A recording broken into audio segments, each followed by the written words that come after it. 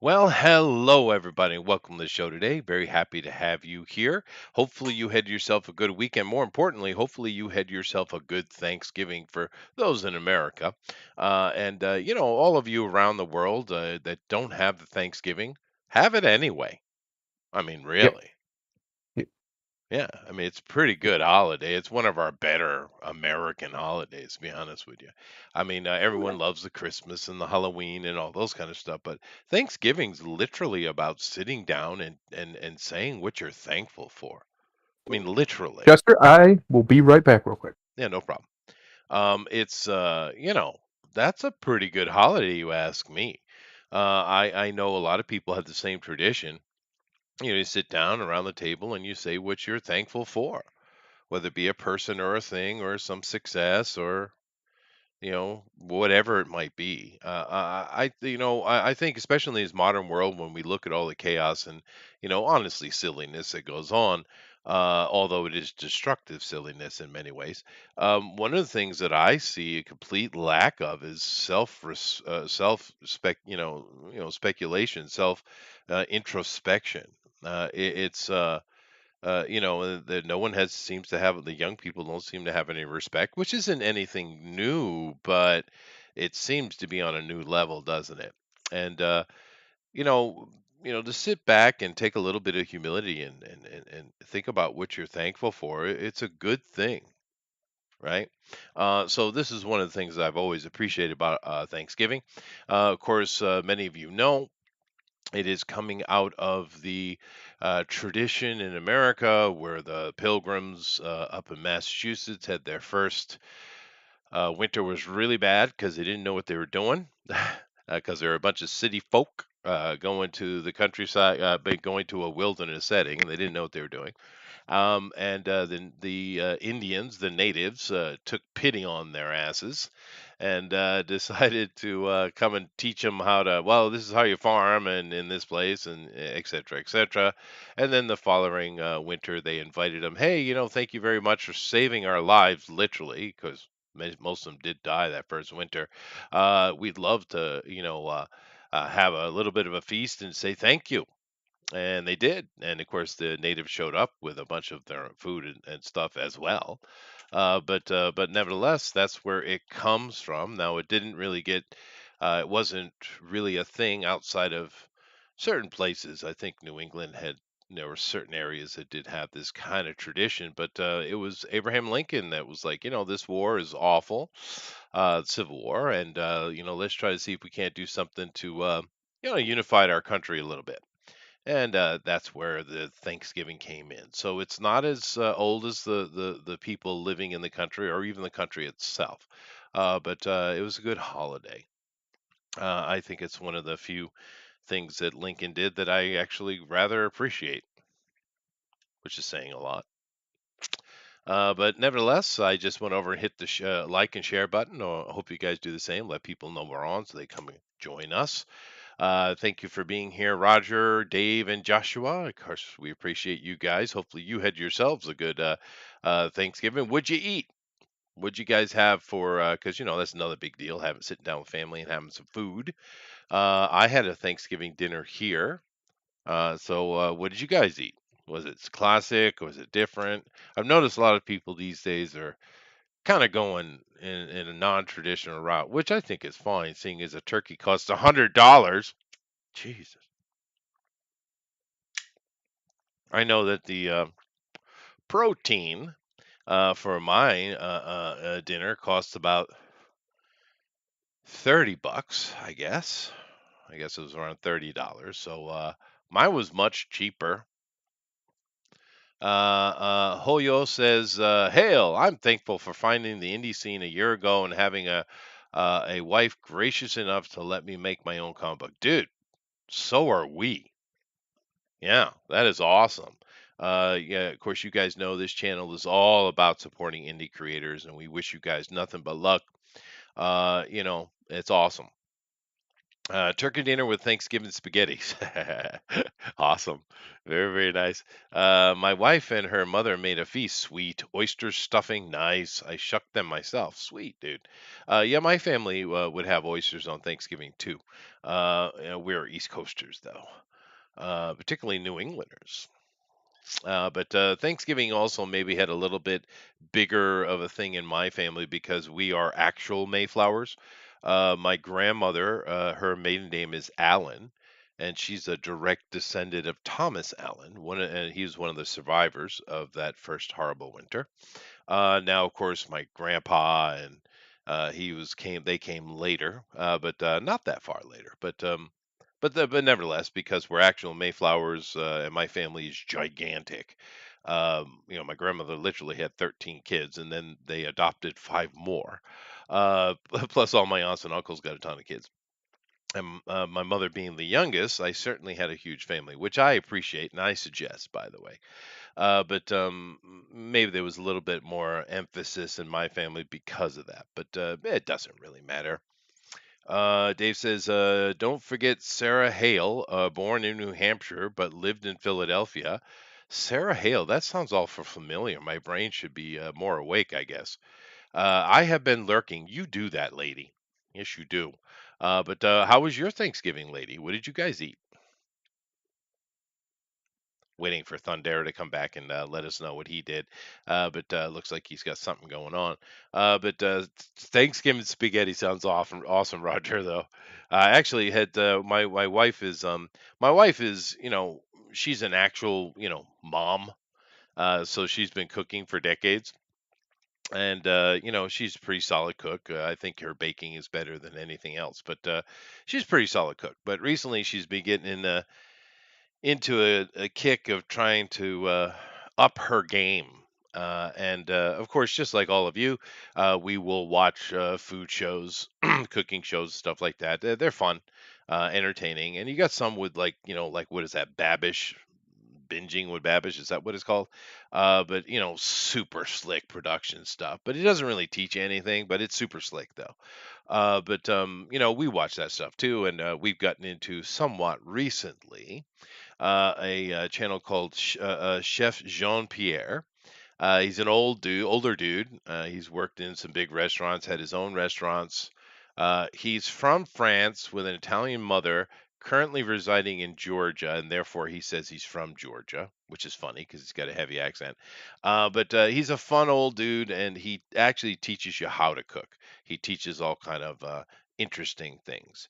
My wife has been kind of making his recipes as of late. She made an absolutely killer chocolate mousse for Thanksgiving, dude. Damn. There's still a bunch in the refrigerator. You guys want one? They're really good. They're really good. Although I couldn't wait, and I waited only 3 hours in the refrigerator, and I ate one, and it was okay. The alcohol was pretty strong, but then I had one much later in the evening, and it was awesome. Patience, my friends. Patience. Dave says Sarah Hale was the lady who lobbied Lincoln to make Thanksgiving a holiday. Oh, okay. I knew I'd heard the name before. The Coneheads are from France. Yes, they are, Dave. Yeah, yeah, that's definitely true. Okay. Uh, so everything okay? Did you fall in? No. Okay. No, the wife needed my help with something real quick. But had my headset on so I could hear you. I just was muted. Well, that is very So important. yeah, I definitely, yeah. We just had basic. We had two Thanksgivings because we had one with her mom, and then my family decided to have a big family Thanksgiving Hmm. because well, everybody died last year. So Yeah. we kind of thought it'd be nice to No, that's a good point. the rest of us to kind of get together. The oldest of my uncles, the oldest in my whole family, in fact, that's still alive, my uncle Bobby. He was there.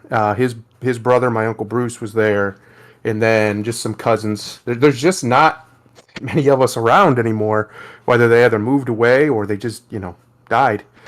Um, but we were all. But my sisters were both there.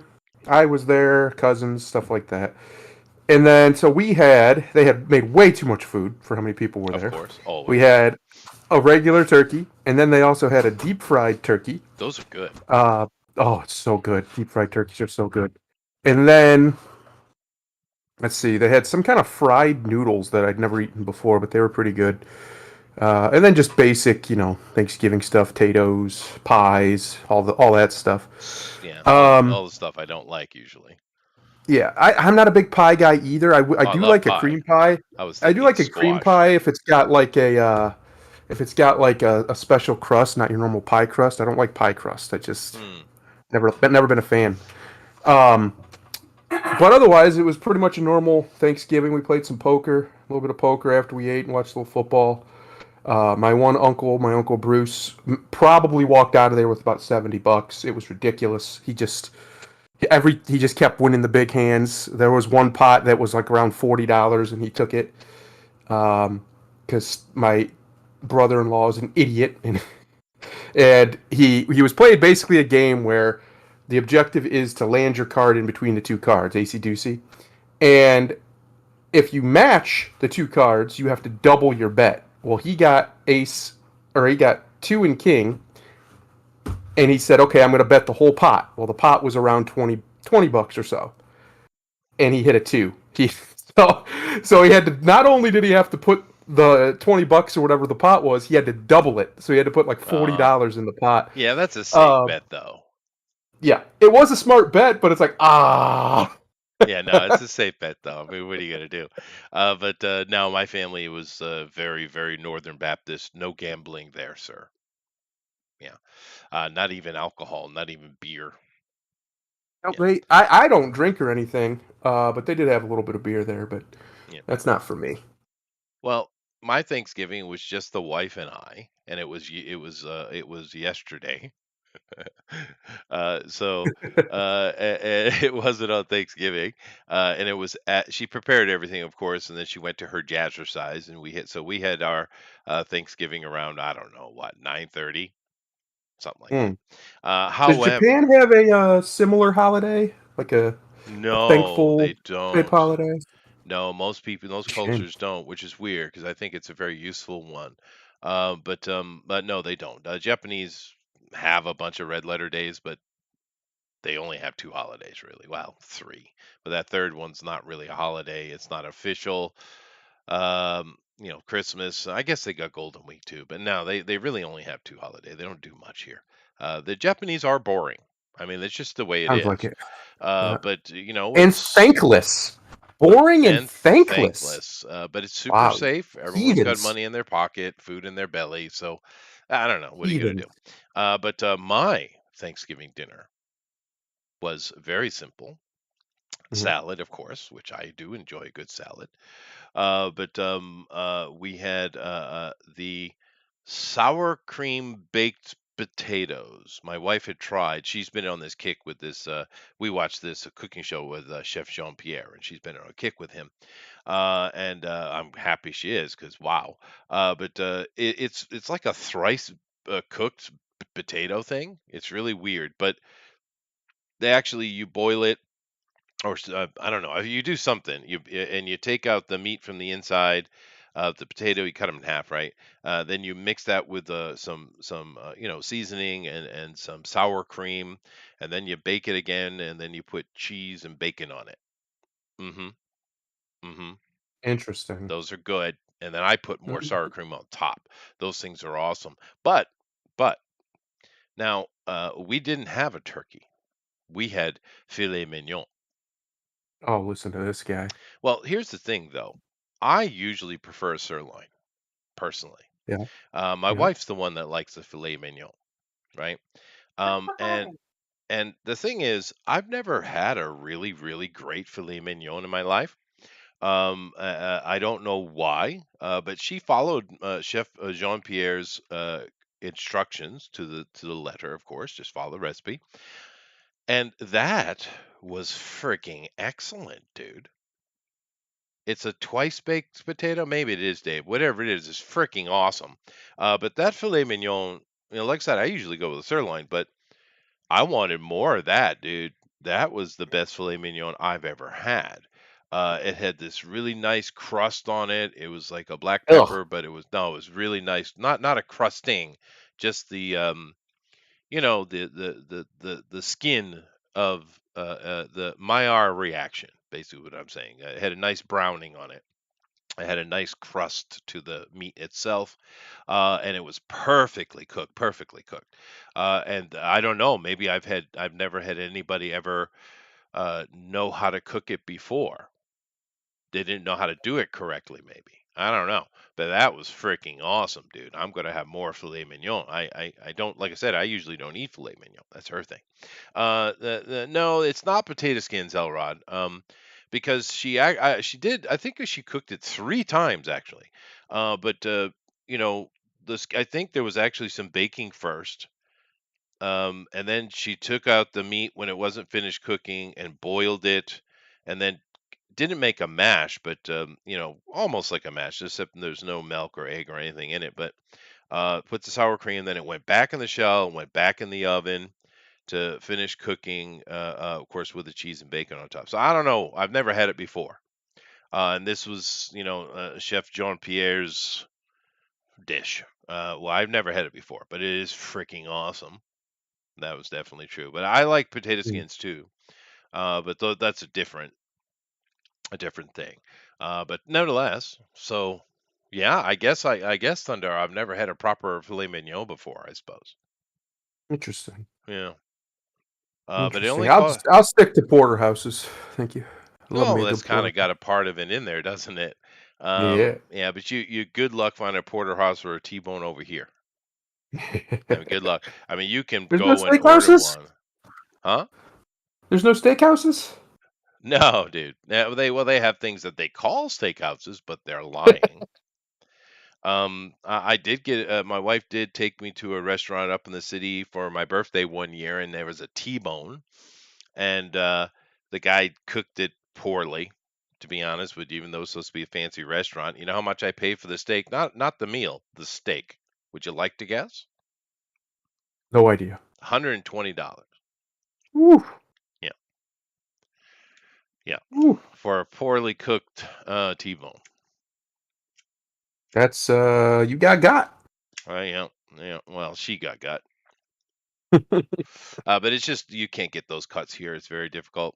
But I guess the filet mignon is the same as how I would cook a T-bone. I don't know how you do a T-bone or a porterhouse, but me personally, because those are a bit thicker and larger, Hmm. I'll put them in the pan and I'll black and brown them up, right? Hmm. But then I'll cook in the oven though, right? Yeah.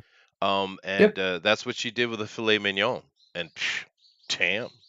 Now, of It course, it just stays. It holds a lot more flavor. I think if you do it that way, it heats more evenly. mm, Yeah, you can pan do it, but a lot of times when you pan fry things, you just sear it a little too much, and that because a lot of your flavor, people don't understand this. A lot of your flavor is on the edges, on the outsides, sure, right? sure. Because that's where the fat layer and stuff was.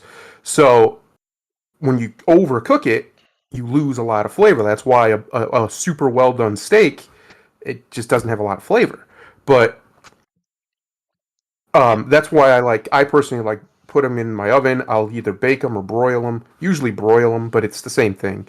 I got a broiler pan, and that's just how I prefer them. Occasionally I'll grill them, but grilling kind of does the same thing. It can burn off a lot of the flavor, and you end up just tasting the grill basically. Yeah, no, Uh, there's a technique to it for yeah. sure, and she found it, dude. Because I mean, inside, because a lot of people are like, you got to have your steak rare, and it's like, okay, well, yeah, but it has to be the correct rare, Mhm. right? Uncooked is not rare, right? Right. And it was perfectly pink inside. It definitely had the right coloring, but it was cooked, right? It was heated Hmm. through.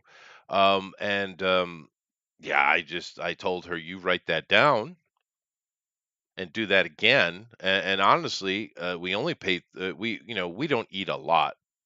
We're not like Westerners, but I don't know, it was like a 8-ounce filet mignon that we shared.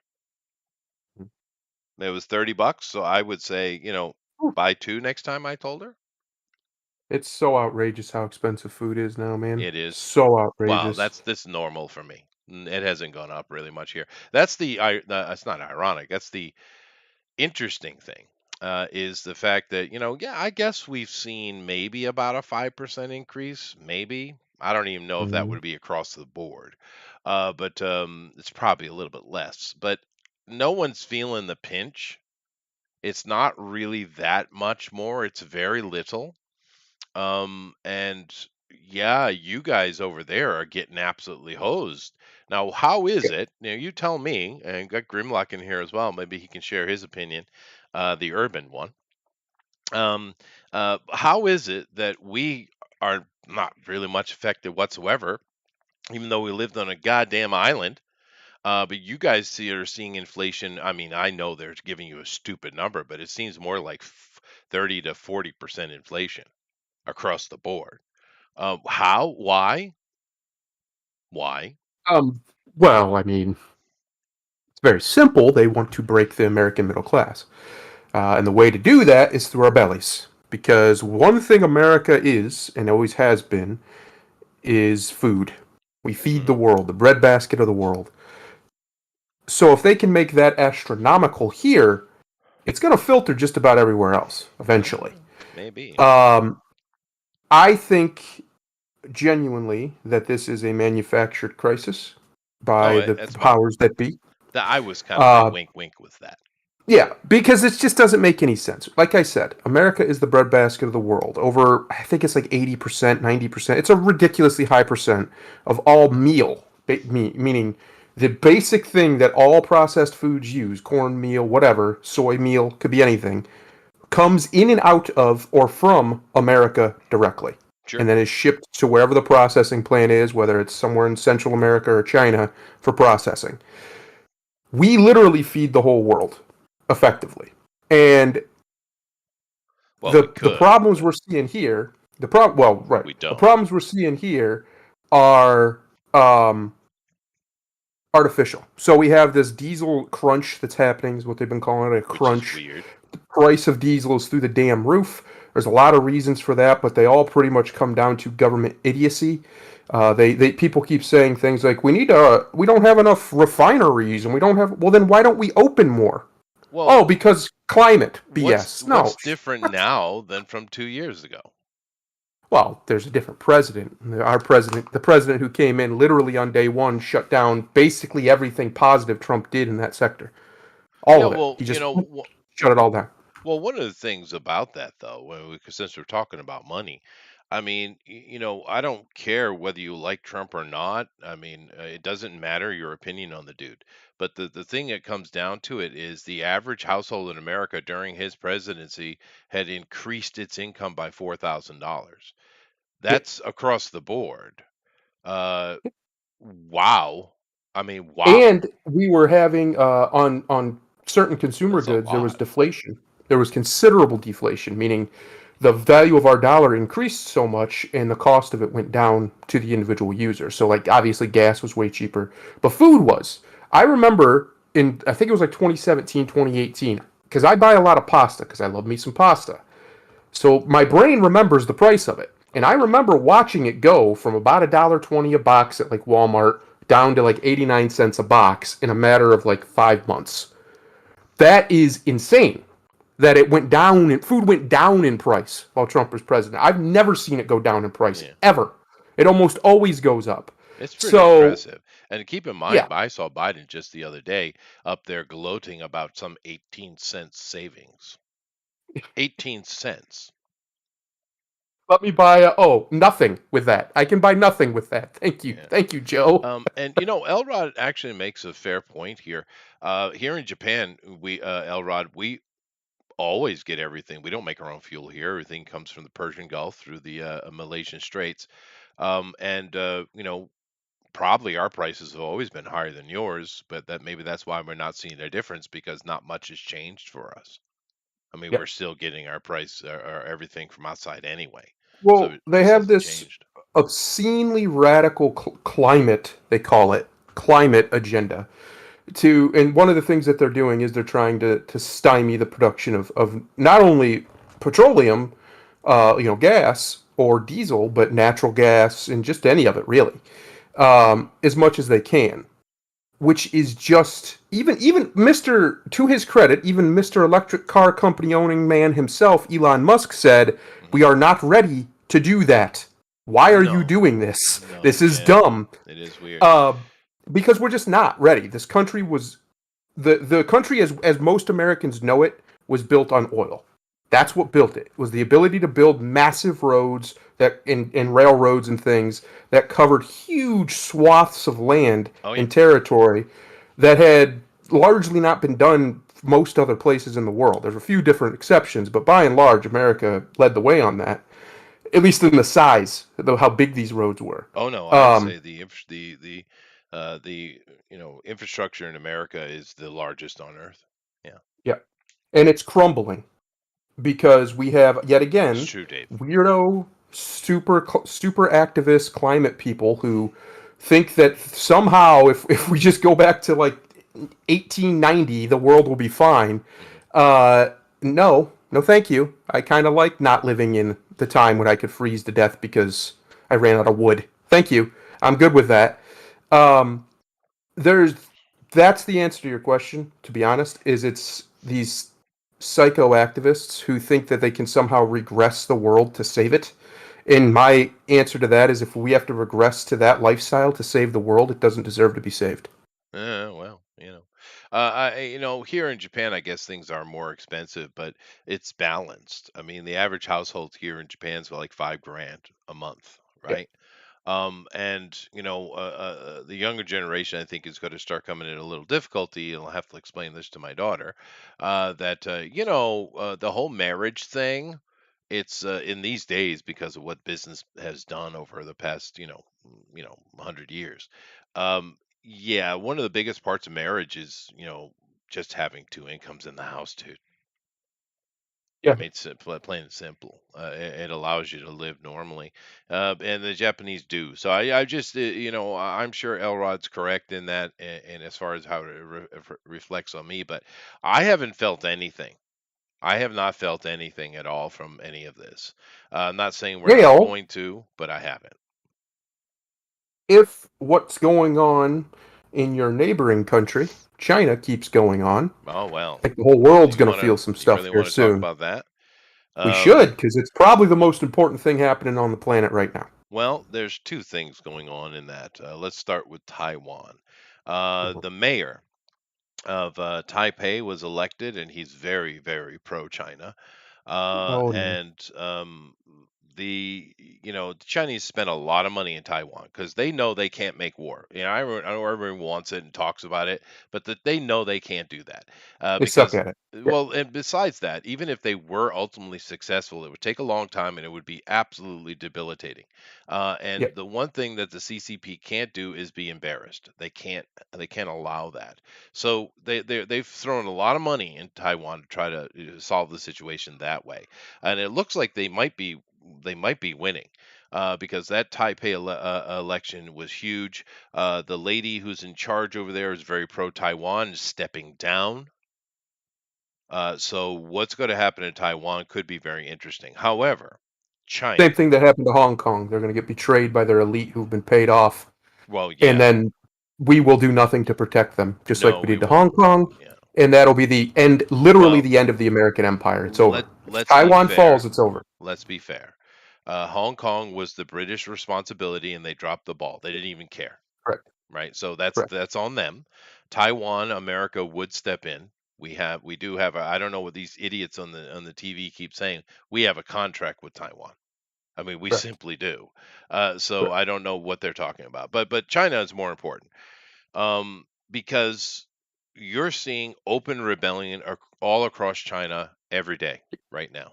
And it's not just in Shanghai. Now, keep in mind the old leader and his power base, which we saw him escorted out of the people's meeting. But his power base was in Shanghai, and she has been punishing the people of Shanghai with his zero COVID, and just using it as an excuse to beat on the people of Shanghai. So fair enough, they're pissed off, those Cantonese, and of course they're going as far as canceling their language. He's full on against the Cantonese people. However, these rebellious activities, people openly calling for the traitor Xi to step down. Wow. Yep. You don't say that in China, dude. Is all over, dude. The only place we haven't seen it is in his base, which is Beijing. That's his base of power, right? But it's all over the country. People out in the streets, things on fire. People are literally where you see the police come and grab a hold of someone to arrest them. People are actually going in and fighting the cops to save them. You never see this. You never see any of this. This is interesting. Will it become something? I don't know. Last time it happened, Tiananmen Square happened. And we know Mm. how many people well, we don't actually know how many people died there. But when I first saw it, it was coming out of the little Telegram and other little things that I pay attention to, that most humans have no act don't pay attention to, right? And I was Mhm. like, okay, well, it's interesting, but it started to make the news. I saw Reuters doing a report on it. I saw Deutsche Welt doing a report on it. WION was doing a report on it. I think I saw the BBC. So it's become actual international news what's going on, and the CCP can't have that. It's embarrassing them. So I'd imagine we're going to have a crackdown any minute now. Um, I'm just kind of curious what will happen. Will it be like last time at Tiananmen Square and they kill a few thousand people and that's it, and the people just shut up, or will it cause an actual pop? Because there's so many bad things happening to the Chinese people right now, and the one that kind of seemed to kick this off the most was there was another fire in a building, and because they had the assholes had government people had welded the door shut so they couldn't get out because they were COVID, right? Yep. And the building burned down, and who knows, a few hundred. Of course, they say 10 people died. Bullshit. The entire building died, and it just looks like the straw that broke the camel's back, right? And images of little babies. I mean, barely can walk toddlers being taken away from their parents and taken to COVID quarantine sites and things like that. It's just over day and day after day. And Of course, the people will communicate. And it will be out for a couple of minutes, and then, of course, the CCP shuts it down. But It's just they've kind of learned how to go around it by simply seeing a moment and taking that and knowing you're not going to see more from it. But Mhm. it's yeah, I don't know. I don't know. Are we going to see actual full-on rebellion in China? Because that crackdown is coming. It will. There's no way because they're being embarrassed internationally. They will not stand for that, dude. They won't. Yep. So I'm curious what'll happen. But I I, fully support anybody who wants to end Xi Jinping in any way possible, whether it's politically or otherwise, and all of his enablers and the entire CCP. It's sure. probably the most evil organization on the planet. And I only say probably just in case there's one I haven't seen that's worse. But as of right now, it's the king. They're anti-human to their core, Oh, they are. uh, Yeah. and they must go for the sake of humanity as a whole. Them and their ilk must be Right. destroyed. It's Well, not a question of we can get along. No, there's no getting along with them. They are monsters. They are they are. demons, and they Um, have to go. but keep in mind, a lot of the stuff that they do, the Chinese people approve of. For instance, the Uyghur thing. We know it's Yep. And horrible, but from their point of view, they're Muslims, therefore they're dangerous. We need to wipe them out. And the Chinese yep. people, like, we see what's happened. Look at 9/11. Look at all that stuff. Look at these attacks in France. So the Chinese people are not upset about the Uyghur thing. They're not. Yep. They support it. And to be fair, we know if you look historically around the world, and when the Muslim population in any country gets to 9%, you're done. Yep. You're done. It'll be a long process, but you'll see more and more violence. You'll see more and more nonsense and death and fire and all kind of stuff until you are nothing. This is historically accurate, and so we can feel bad for the Uyghur, and maybe they are 100% innocent. Maybe they are. But the danger of it, if the rest of us had our druthers, what would we do? Right? You got to understand a lot of the stuff the CCP does, the Chinese people don't disapprove. even though we might. However, this situation is very different. The thing that worries me though is this, because I have a little bit of an advantage. A lot of these people that are reporting don't speak the language. Yeah. So they're just reporting on what they're seeing. I'm watching these things, especially on like Telegram. Telegram's a good place if you want unfiltered information, by the way. But I understand what they're saying, and not only what they're saying, but the context, the cultural context of what they're saying, right? And what worries me, is this: they're not calling for the end of communism at all. Matter of fact, I'm kind of worried if they are successful and do throw Xi out, they might go more communist, listening to what they're saying. This worries me, actually. It's not what you think. This is not a rebellion against the communists. This is a rebellion against Xi and his regime, very specifically. So, I don't know, dude. But Well, anyway, I mean, if you change the face of the evil's still there. But I'll be honest with you, I think the world would be better off if they almost went full communist again, because here's why. They'll collapse again. They just will. well, they already And are. we don't need a belligerent China in the world. We just don't. But I don't want us to send troops in there to make that happen, because that'd be the bloodiest war in the history of man. But if they collapse under their own stupidity, cool. We shouldn't Hmm. stop it. We But should get out of their way. here, let me give Grimlock a juxtaposition here. The BRICS countries, which isn't a brand new thing, but of course, since the Ukraine situation they've gained, what, I don't know, 40 new members, 40 countries have joined them, or something like that, 50. And Mm-hmm. the BRICS power has increased greatly. And the thing about BRICS is they could, now that the size and the power and the financial ability they have, they can, you know, compete against the American hegemony, right? They can. Mm-hmm. And isn't that a good thing?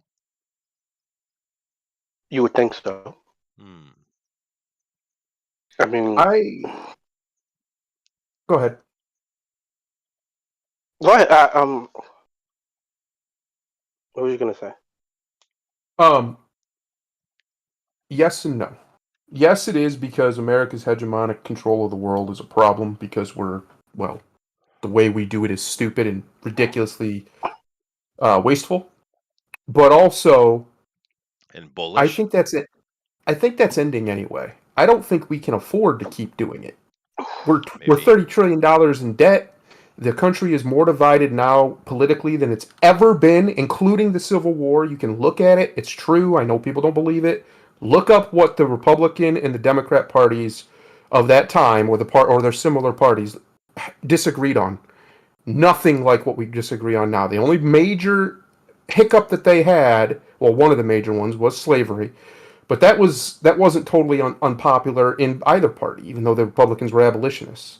But regardless, this the American empire is going to either collapse willingly or implode unwillingly, like every empire before it.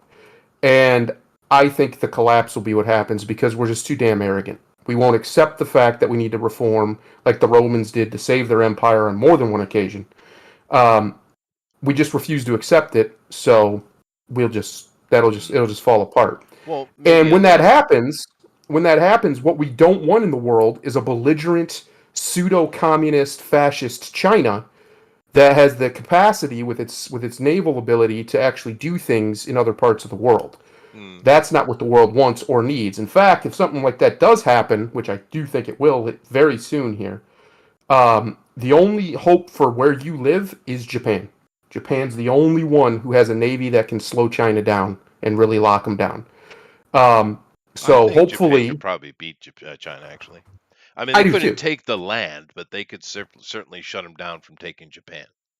Oh, absolutely. Yeah, Yeah. I don't even know if we could take Japan, to be honest. Take Uh, China. Yeah. No, I doubt um, it. It wouldn't be worth the it would just cost. be the worst. It'd be the worst Um, war in the history of mankind. It'd be unbelievable. but But I anyway, honestly think that that's the solution. is China has to go. The CCP, not China itself, the people don't necessarily have to go, but the CCP has to go. There's no question. At least in its current form, especially because it's massively imperialistic. Whereas if they return to an insular communist country, which is what I think these people want to do, uh, I would be okay with that because I don't have to live there, and two, I think the world will be in a much better place because the reality is just about everything that China provides for the world, India's sitting right there with 1 billion people who could make it, and South America's sitting right there with 1 billion people or close to it that could make it. So we don't really need China to be the manufacturing hub of the world. That was a stupid idea anyway, created by very stupid, evil people who wanted to put the world under its thumb.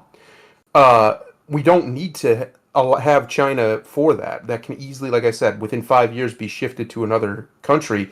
If I had my way, we'd shift it to South and Central America fully, and then just lock down this hemisphere, and that'd be it. Because we don't. The reality is, America does not need the rest of the world. The only place we currently need, kind of, is Taiwan, and that's just because they make all the damn chips.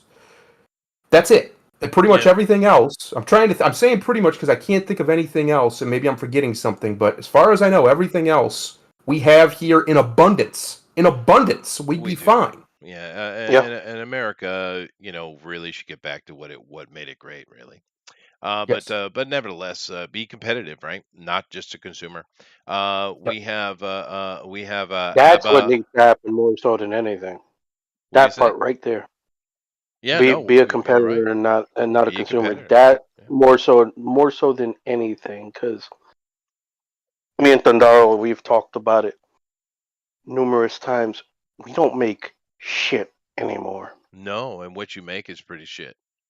I mean, Yep. I tell people unironically that the best car made in America is a Toyota Yeah, Yeah. because because there's Toyota more Hondas. Toyota Yeah, yeah, it's here. true. It's true. And we didn't used to be that. We used to lead the world. I Yeah, mean, it the didn't. Industrial It, Revolution, it, of course, Britain was killing it, right? But America is the one that kind of and took that over.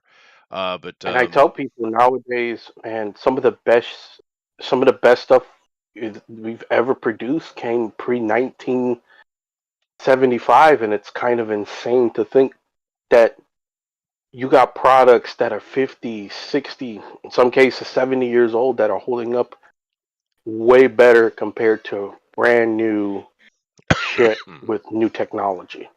Mm, no, And there's no excuse for it either. As somebody who used to work Yeah, in the appliance industry and repair them on a daily basis, worked with engineers, talked to them from these major companies, they all know it. And they will tell you there's no reason our products can't last for 40 years. None. yeah. Other than we don't want them to. That's Well, it. yeah. no, Ben, you make a good point. I mean, of course, IT and software are certainly a thing that is thriving. Yeah. Well, I think we're talking more of physical production. Yeah. And Yeah, on the same vein though, where the IT companies are doing, the SNS companies are doing well. We would like to see this across the board in America, Ben. Yeah. yeah. Um, But even with that, from a software standpoint, yes. well, But sure. the hardware side of it I would say, has been fairly stagnant the Well, last the decade. hardware side is no longer in America, but the software stuff. I mean, yeah, America is rules that. That is true. It is true. I'm saying there's not even not just that production. There's not even like a major advancement No, on the hardware side. and the thing that hurts on it is the fact that America is so resource rich that we could go back to doing what we were doing, and this Yeah. also brings in the bricks again because you know, China kind of it's fake money. We all get it. Yeah, whatever. But China is supplying the financing and Russia's supplying the resources. Well, what Yes. happens if we see this continuing economic collapse in China and Russia decides, well, shit, we got to do it ourselves, and they start getting into things other than simply being diggers because that's what they are. Right? They provide Mm. all ridiculous amounts of resources, right? And they start saying, "Screw it, we'll do it ourselves." We know that the Russians are capable. I mean, shit. I mean, well, after the fall of the Berlin Wall and therefore the Soviet Union's collapse, we know that they were nowhere near a threat we thought they were, or at least we were told they were. However, they were certainly capable of innovating and creating some badass shit. So, Yep. and the new tank they have is just ridiculous. They haven't even put that in the field yet. Oh my God, dude. But I'm just saying that what happens when Russia decides that, screw it, we just need to do it ourselves, and they put huge investments into chip manufacturing and et cetera, et cetera, et cetera. That might be the future, right? And Yep. if America wants to compete, well, they're going to have to compete directly because That's right. right now, outside of Taiwan, and Japan, the BRICS nations are the ones that are controlling a lot of that potential, right? Hmm. And I'm not joking, by the way. Even though China is in incredible turmoil right now, Taiwan could flip. They could flip and Hmm. willingly walk back into the belly of the beast, dude. And what happens if that? What happens with that? Because now China has Well, that's the direct question, right? access to the best chips in the world. That's the question, right? What if they willingly do it? Will Yeah. America step in? Well, no, you Will we can't. step in? We can't. Well, we We could. I mean, well, we we there's a do. lot. We Listen, do. We we have always the do. You're might right. to. We do. But It that doesn't would be mean a we should. different thing. That wouldn't be us protecting Taiwan. That would be us Correct. destroying and That would taking just be an Taiwan. invasion. That would be Is an what that would invasion, be. which we do all the time, which is one of the things Yeah. that pisses me off about my country. But Yes.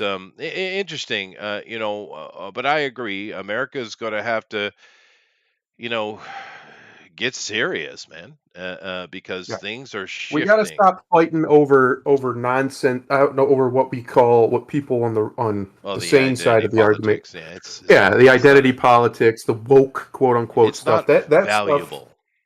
It Yeah. has to go away because it's done nothing but stymie any. Think about the last decade.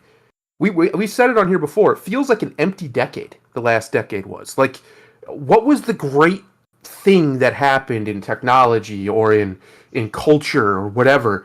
Whereas if you go back just 30 years ago, every decade had its own like identity. It felt that they're completely unique because there was these cultural and technological advancements that dominated each decade. You could say, I guess, maybe the smartphone, but that's about it. Hmm. Which, granted, the smartphone's a big deal. I'm not trying to downplay it. Yeah. It's Well, changed the no, world I get entirely. it. We're in the era of Weinstein. I understand. Yeah, Yeah. but it's Uh, just, I don't know. It just doesn't. The feeling isn't the same, and I'm not the only one who feels this way. I've talked to even younger people who like I have a nephew who's 20, and he even said, "Yeah, I don't like my era at all. I like the older stuff better. It just felt more real. I don't know how else to explain it." And I was like, "I know what you're talking about." And it's a lot of it has to do with the fact that we have this obsession in our corporate cultures with diversity, equity, and inclusion. This nonsensical, anti-meritocratic, anti-capitalistic nonsense. It's just nonsense at the end of the day, and we're not focusing fully and solely on innovation and competition like Asia is. well, Uh, the belt's going to be is being tightened. Maybe that will help bring I down hope. the first world problems that is the whole identity politics and kind of moves in a direction. Because Ben makes a good point here, that $12 billion deal is in place to start making chips in Arizona, and that is awesome. And we don't want to Yep. see more of it. We want to, because a lot of the depressed areas in America are depressed because they used to be mammoths in manufacturing, and now they're not. Uh, Explain to Yeah. me why my area, I live right in the heart of the Rust Belt, 45 minutes from Detroit. Why the hell can we not produce that stuff? Why? We have the factories, they're sitting, I see them all the time empty, they're sitting there. Why can't they be repurposed to do because that? the American worker demands too much salary. See, I Yeah. don't think that's true though. And I'll Well, tell you why I don't think it's true. Because even the car manufacturer that's still here, Jeep, well, there's other ones too, but Jeep's like the main one here. They still get workers. They literally have like one or twice, 2 times a year where they open up to take on workers, and it's always full. Always. Always. So I don't know if necessarily that's true. I mean, that's part of it. There is to some degree. Obviously, even though American workers, some of them will take less to do that job, the ones in like Mexico will take $1 a day or whatever mhm. and do the same job. Obviously, but there has to be a way to incentivize that to stay here and to be, and obviously there is, Japan does it, other places do it. America just refuses to do it because something socialism. It's ridiculous. Yeah, well, Uh, the problem is forced inflation. This current situation is a bit extreme, but just in general, and it is causing a problem. I understand why these companies went overseas; it's simply cheaper for them. Here in yes. Japan, we've seen many manufacturers. Of course, some were in China, but they've left now. As a matter of fact, the Japanese government did something that the American government should do, and they said, you know what? If you are doing business in China, we're not only not going to support you, we're going to work against you, right? I love it. And what did the Japanese companies do? They all left to Thailand and Indonesia, right? Yep. So because they're cheaper, and what it'll be interesting to see what happens. For instance, Apple, and I really wish Ben was in here. It's a perfect conversation for Ben, because I know he has certain information that we're probably not as privy to. But Mhm. one of the things though, with that, is that Apple has had a huge debacle in China. Now, keep in Yep. mind, Apple is a major, major company in China, and the CCP there, it's important to them, right? Mhm. And what's it called Foxwoods or Fox something. But literally, there's a city for Apple, a city. And because of the Mhm. COVID nonsense, it got locked down. People are escaping, breaking through gateways, just an absolute cataclysm, right? And then, of course, the CCP can't take any responsibility themselves. So what do? They blamed it all on Apple, and they're actually moving toward fining Apple, who did nothing other than what the CCP told them to do. And there's a lot of noise that Apple's going to have to relocate, literally leave China. Now, one Good. that's going to really hit the CCP hard, but it's also going to hit Apple hard. I Um, think we could, and Trump talked about doing this, and then I don't think he ever did it. I don't know why. There is very little good reason to not repatriate everybody that we can, every manufacturer we can. I don't see the argument against it that makes any sense. well, If it's some nonsense about climate change, man, listen, China ain't shutting nothing down. India ain't shutting nothing down. So we're either gonna hole up and live like it's 1895 and just wither away and die while our enemies get stronger. And make yeah. no mistake, India is not our friend. Oh no, Um, they're definitely not. But keep in mind, you have to put Thailand and Indonesia in that conversation. You have to. yes, Yeah, correct. But my point is there's no good reason not to do it. We have the people, we have the definitely the territory, let's and talk we about it. have the facilities to shift that these manufacturing hubs into more modern things. If you don't want to make cars here, or the companies don't, fine. There's other things you can make here that I know the profit margins are way higher on in their industries, like cell phones, for instance. All of those things, there's no good reason those factories couldn't be repurposed. Some of them could probably even be automated Hmm. and opened up here and allow us to make our own things. I've said for years it's suicidal that we do not produce nearly all of our own steel here.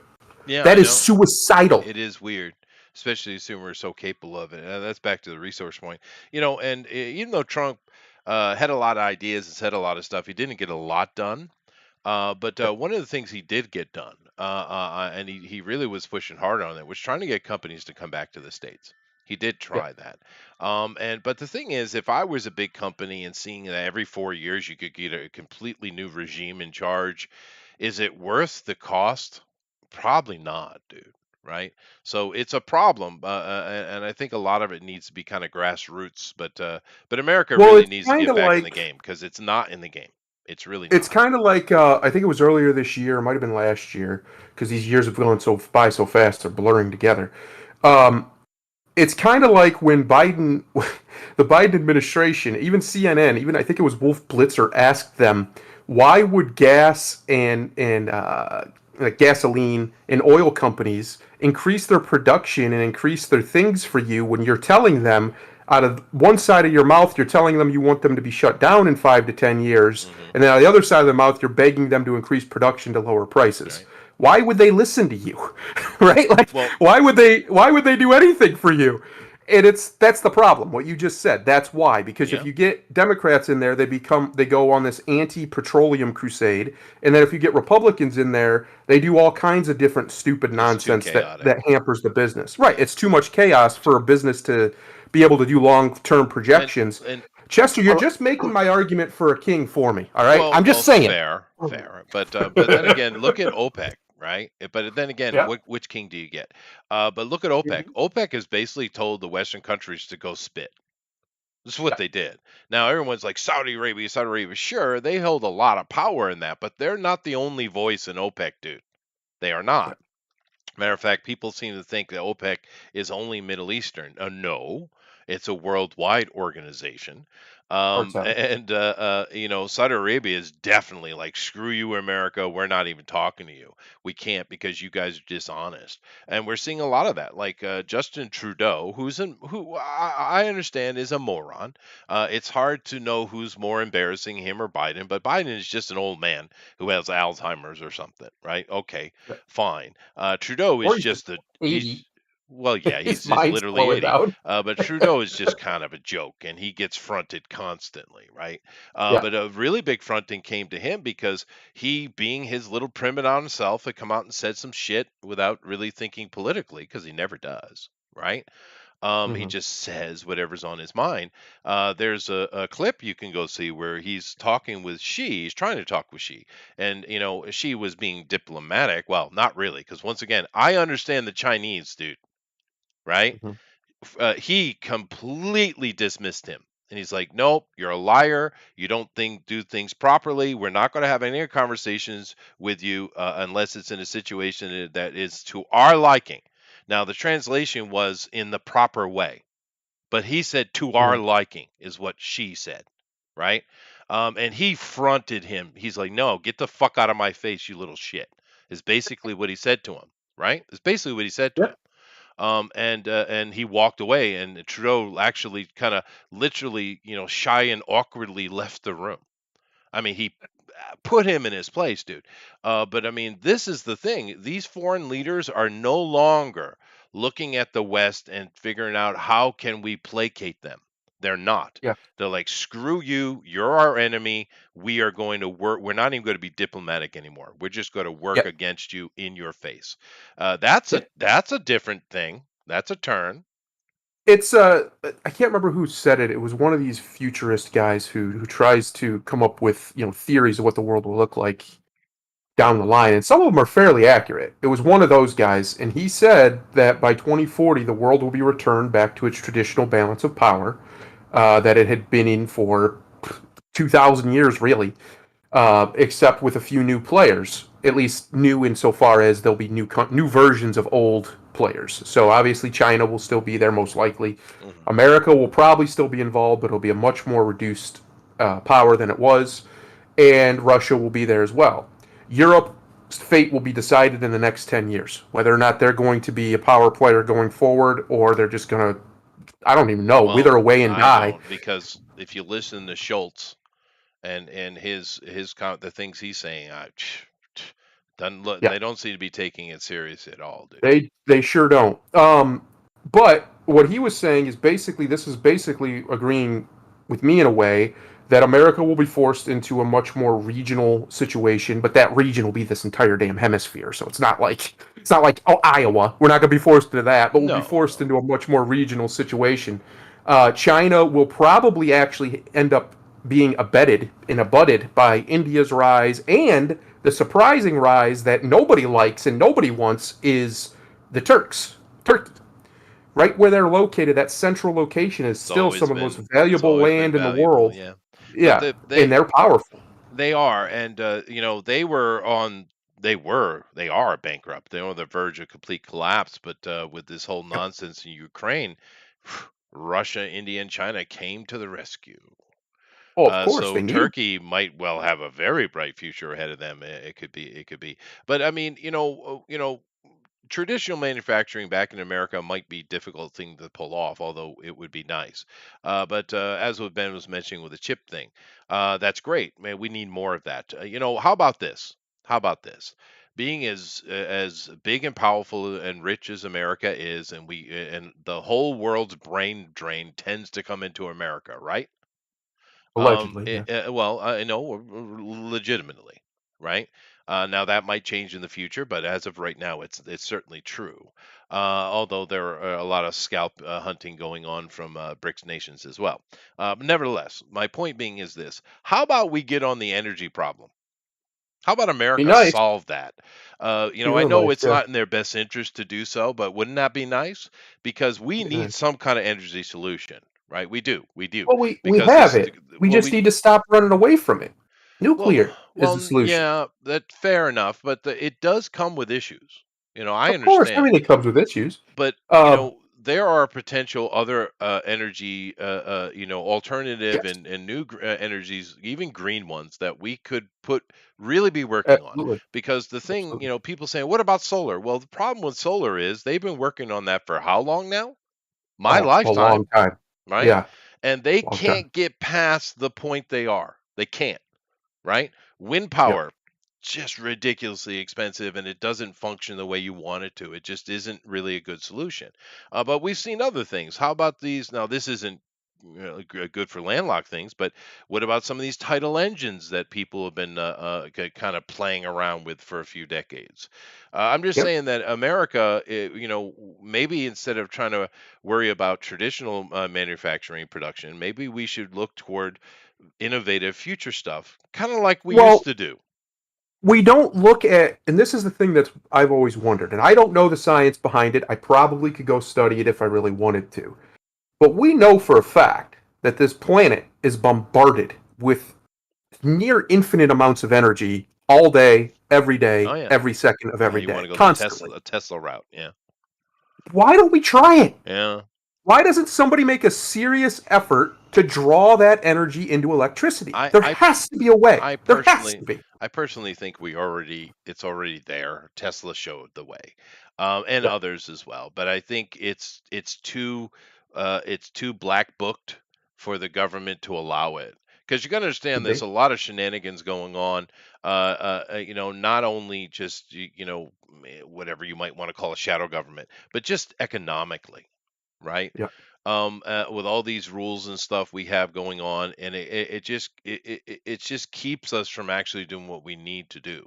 But I Mhm. mean, that could be. Imagine if some American citizen solved that problem, and America started being the main producer of new energy source. Damn, Be great. it Be would be great. awesome, I but it know would they're also be trying, profitable. like the Brits, the French, and a couple other places are really trying to get fusion to work. Hmm. And they've got it to kind of work. They've made plasma now, which is awesome. But I just don't know, man. I want it to work. That'd be great. But I just don't know. Here's the problem. We don't know what long term dangers it could present because they've never actually successfully fully implemented it. Right. Whereas with fission, we kind of do. And some people have been working on this problem since we, developed it or Well, discovered it, I guess would be the right way to put it. Uh, I really think that the short term solution for the next 20 or 30 years is nuclear. And I think as long as we have these weirdo people who call themselves environmentalists standing in the way and allowing us to just not use it, the world's just gonna keep being in a chaotic mess. yeah. Because No, I what you're getting understand at the is nuclear option. the most important industry is energy in the modern world. Mm, It literally powers everything else.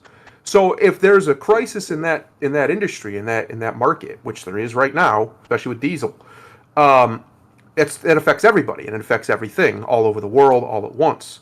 So that's the big one to solve. I've been saying it for years. If we can solve it, if we can figure out a way to make obscene amounts of energy be able to be generated with very little effort on our part, mhm.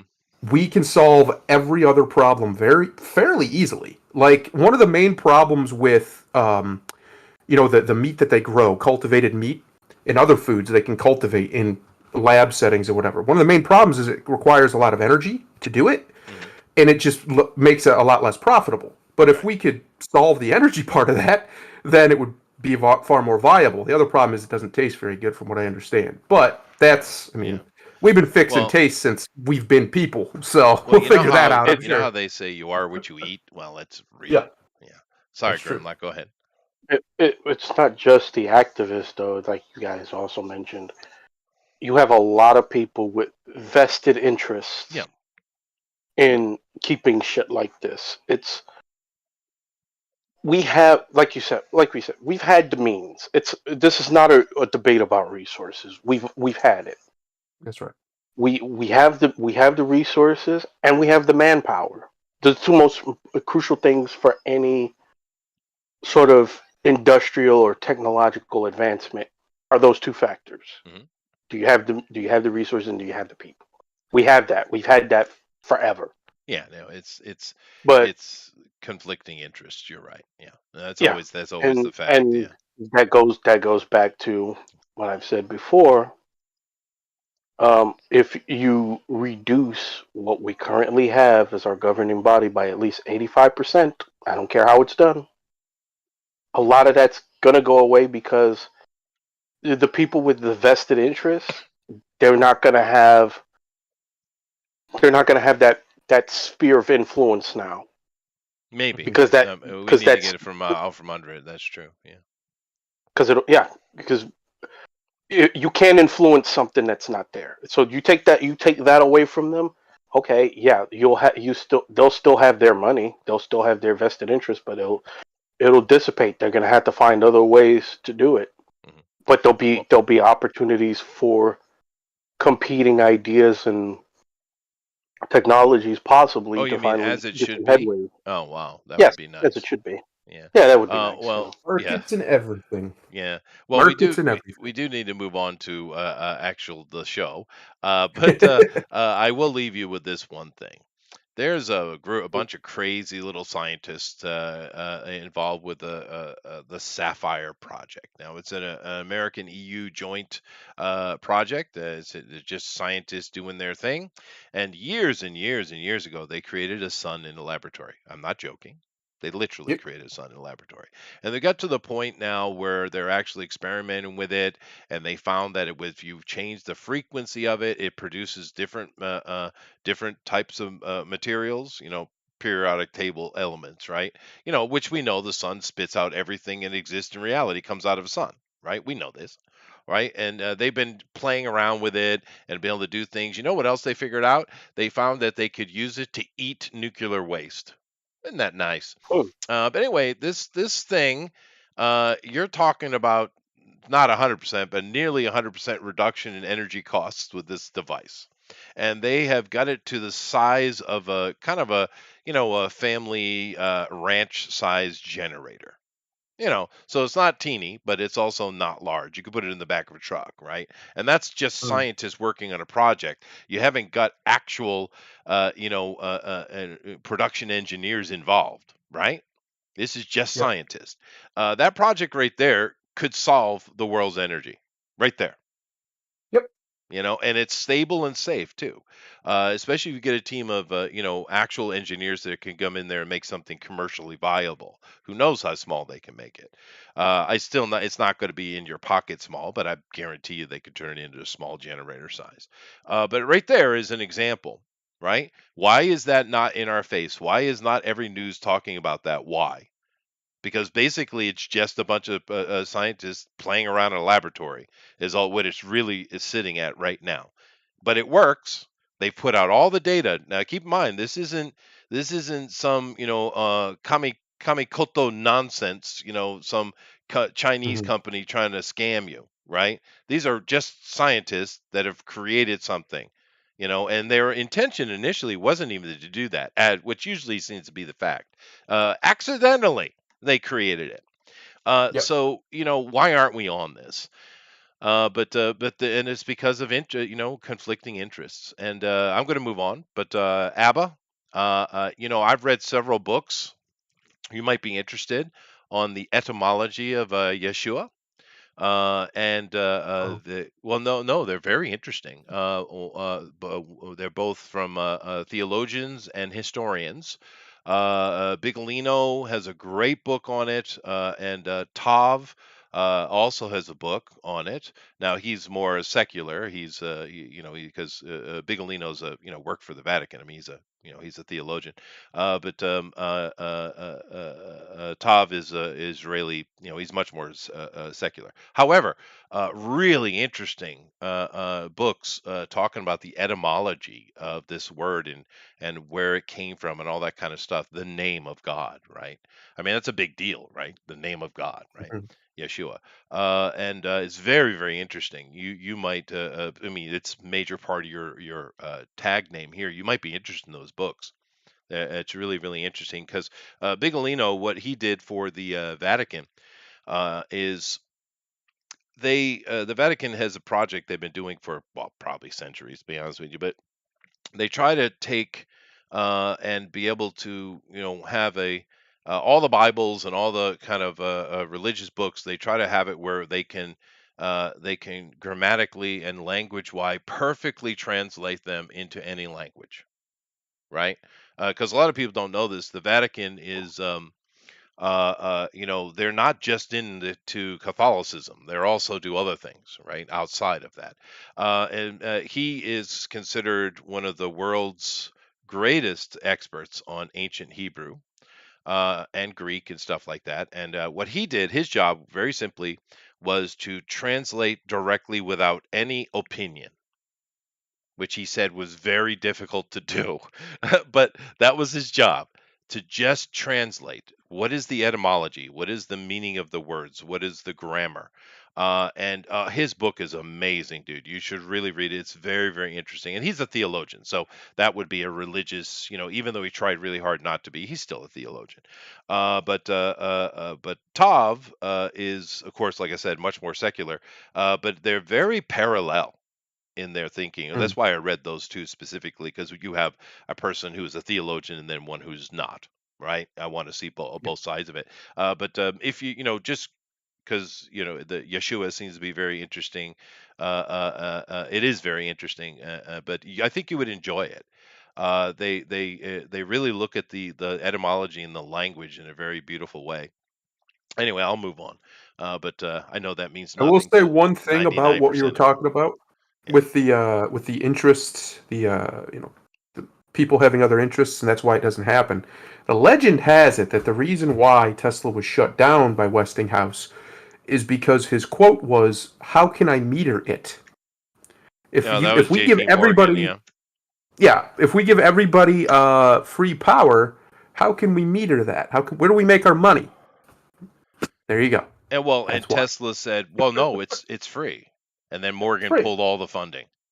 Yeah. Yeah, I know you say Westinghouse, but that was directly J.P. Morgan. You're right. It was Yeah, Morgan. yeah, yeah. I get them confused because they're all bastards. Well, no, no, But I no. get it. I'm just, they're all involved in the same thing. Westinghouse did make a very good fan, though. They have those big metal fans, best fans ever made.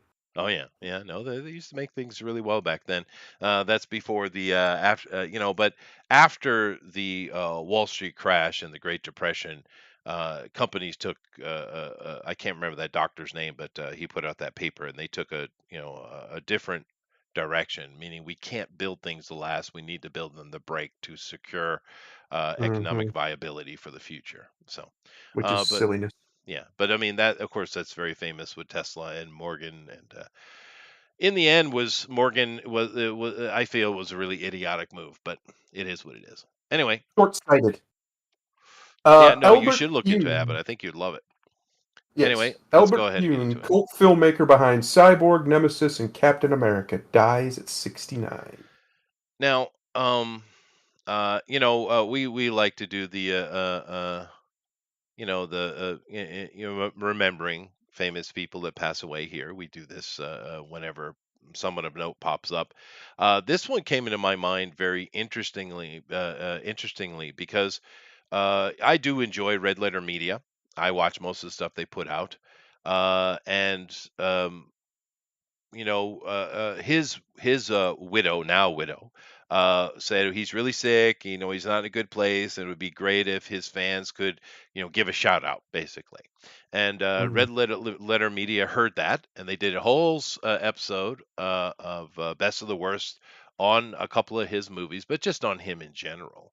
And if you haven't seen Red Letter Media, these guys are, well, they're snarky, and they kind of have, they're just like normal people. They're not different than we are, but they're very successful. They have some great shows, and they talk about movies in a very balanced way. It's not, it's not political. It's just, movies reviews and talking about movies, and they love B movies too. And of course, they did a show on his, so I would suggest you go check it out. It's pretty cool.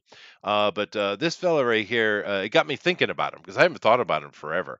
And one of my favorite movies as a kid he made, right? And it was really nice seeing them talking about it. And then, of course, boom, here he is. He's dead now. So thank you, Red Letter Media, for doing that homage to him. That was really nice. And I'd suggest you go check out some of his movies. And I have his IMDb page up here. And the thing that's interesting to me is this: my favorite movie from him is The Sword and the Sorcerer. When I was a Hmm. kid, I absolutely adored that movie, dude. And I haven't seen it in a long time. I should go watch it again. Now, keep in mind, he's considered a B movie maestro, Pune. But he's kind of weird in that way. He never had any money to make his damn movies, but he's actually a really good filmmaker. He knows Hmm. how to do how to shoot the angle and the cinematography, and he understands all of that. So he's a really solid filmmaker. He just never had any damn money, right? But I found it was really interesting to me when I went and researching this for today because, my favorite movie from him is the first damn movie he made. Well, It's yeah, weird. yeah. I love that movie, dude. It's so much fun. And of course, if you're into the sword and sandal or the sword and sorcery, interesting. I wonder where that came from. Type of movies, they're great. Yeah, no, his movies are fun, dude. Red Letter Meter is the best. Been watching them since they started. Yeah, no, Ben, I love Red. Those guys are great. Here's And my question about Red Letter Media. mhm, I saw that they reviewed Good, Bad, and the Ugly. yeah, What'd they say about it? Anybody watch it? Anybody it's a watch their review of that? masterpiece as it is. Well, yes, but is Yeah. that what they said about It is. it? No, it is. Oh, for sure. Now, and the thing I like about them is they're not political at all, right? But clearly there is a mix of, they're pretty normal people, but there's clearly a mix of, political opinions amongst them. But more importantly, what they like in a movie. Some of them love the B schlock to a religious point of view, but other of them are into the art house films and stuff like that. So Hmm. Red Letter Media is a great place to just get an honest look at something. Now, and it's good too because they might like a movie you don't like. But keep in mind, they're not going to look at a movie with any of the political baggage it might carry. They don't do that. They're just going to look at it on its own merit, and they do it great. And you're right, Dave. Nothing wrong with B movies. And of course, Pune is a great B movie maker. It's a classic, but there are goofy parts of it, like presented as a trilogy, despite actors playing different characters in each film. Yeah, I know. But keep in mind, most of the sword and sorcery or sword and sandals stuff was coming out of Italy anyway. And Italy is Italy. Speaking of the good, the bad, the ugly. But this Mhm. is an American one. So, but I love it. But let's see what else they got. I don't know all of this stuff. Alien from LA is a weird but cool film. I don't know this movie. Cyborg, of course. My God, if you haven't seen Cyborg, what he does with the nothing budget is freaking insane, dude. Go watch the Cyborg. Now I understand it's mainly just Jean-Claude Van Damme kicking. This is what he does. But some of the special effects in that are just, claps, dude, claps, right? Yeah. He did the Captain America one where, with that horrible cowl that they had on him, Kickboxer 2, which was interesting. It's not a bad movie. It exists. Yeah. Doll Man. I mean, the Doll Man, dude. I mean, come on. Nemesis was also a fun one. Arcade, I didn't care for much, but the Red Letter Meter did cover that one. But it's very, very clear that the Matrix people got their ideas from it, right? Yeah. So and and admittedly so. Spitfire, I know this one. I didn't watch the Nemesis stuff really. Ravenhawk, have I seen that? That sounds awful familiar. Let's see. Postmortem, I know that one. I don't know Sorcerers. Let's see here. Ice T, a documentary, music video. Okay. Let's see. He's got so many things. Aliens Gone Wild. I wonder what that's about. Uh, Cyborg Nemesis, and he was doing stuff just recently, even. But and he said there's two upcoming. There's two things that haven't come out. Another Cyborg, Rise of the Flesh Eaters, and another Kickboxer. So there's two stuff that were going on with him. Interesting. But he is a B-Schlock guy, and his movies are great. My favorite is Sword and Sorcerer, Cyborg, Doll Man. I mean, there we are. But you guys have any opinion on Pune? I don't know if I've ever seen any of his movies, Oh, to be dude, honest with you. they're great B-Schlock, dude. They're wonderful. Well, that's not true. I've seen Kickboxer 2, I think. Pretty sure I've seen that one. Yeah. But the rest of them I don't think I don't think I've seen. Well, Dollman is great. Go check that out. Sword and Sorcerer is super fun, and like I said, Cyborg. It's just go watch that movie. It's insane what the dude does with no budget. Hmm. I mean, no budget, and if you look real close, you can see the no budget, but it's just impressive, dude. I mean, and he's a real filmmaker. You go watch his stuff; it's real film. It's real, actual filmmaking. And so safe journeys. It's sad. 69's really too young in this modern time, but he got multiple sclerosis and dementia and stuff came on, and it just got him pretty quickly. Dang. So yeah, it is. Damn, yeah. You got anything on this before I move on, Grimlock? No, I pretty much echo everything you say. That's 69. It's too young. Yeah, That's yeah. rough. And you're right, Ben. He was a wizard of practical effects and uses of camera angles. Yes, he was. He was really good at it. I mean, ooh, I'm paused to say, but Roger Corman was another B master, B movie master, and he knew how to stretch a penny for damn sure. I almost want to kind of put him in that category, but I actually think he's a better filmmaker than Corman. Where this guy was actually making fun movies, and he who would put some of the exploitative things in there, but Corman's was just pure exploitation, right? That's a Corman, Roger Corman. Oh, we'll have to talk about him one day, I suppose. But anyone here a fan of Roger Corman? No, no. Nope. Okay. Mm. Nope. Wow. But I kind of put him in that category.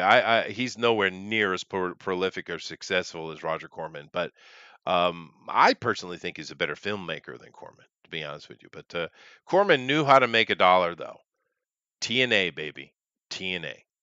Oh yeah. Yeah. So, But I don't dislike Corman or anything. He's just not. It's not my cup of tea. Not my genres either. Really. yeah, but he's part of the conversation, though. No matter, Yeah. it doesn't matter what you think, he just is. He's from a generation of filmmakers who had to actually make movies and tell stories rather than purely rely on post production. Yeah, that is true, dude. He's still alive. He's 96 years old. Yeah, Corman. Yeah, yeah, yeah. I mean, we'll Holy be cow. talking about him sooner or later, I'm assuming. And that will be. There's a lot of controversy around Roger Corman, and I understand, I guess, but I personally, when it comes to you know exploitative sex things in a movie, me personally, I if sex is necessary in the story, I have no problem whatsoever with it. But Hmm. I kind of lean to the thinking of there should be nothing in your movie that doesn't promote the plot. Hmm. I feel this way. And Corman, if every damn movie's ever made, he would send movies back. Hey, those rape scenes were not rapey enough. Redo them. I mean, that's Roger Corman, right? And it's you know Was the rape scene essential to the plot, like in something I spit on your grave, or something like that, which it is essential to the plot? Usually, no,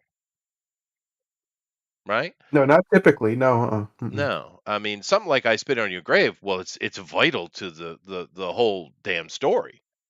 It is literally a revenge movie of a bunch of assholes getting their comeuppance from a woman that they assaulted.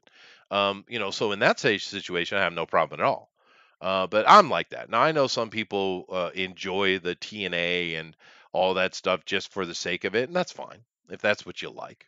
And I don't really judge people on that. But me personally, I want something to have meaning, right? Yeah, But anyway, because just especially in a because it's a movie. B movie doesn't mean it has to be a bad one. Anyway, True. definitely check out some of his movies if you haven't, guys. And once again, safe journey, sir.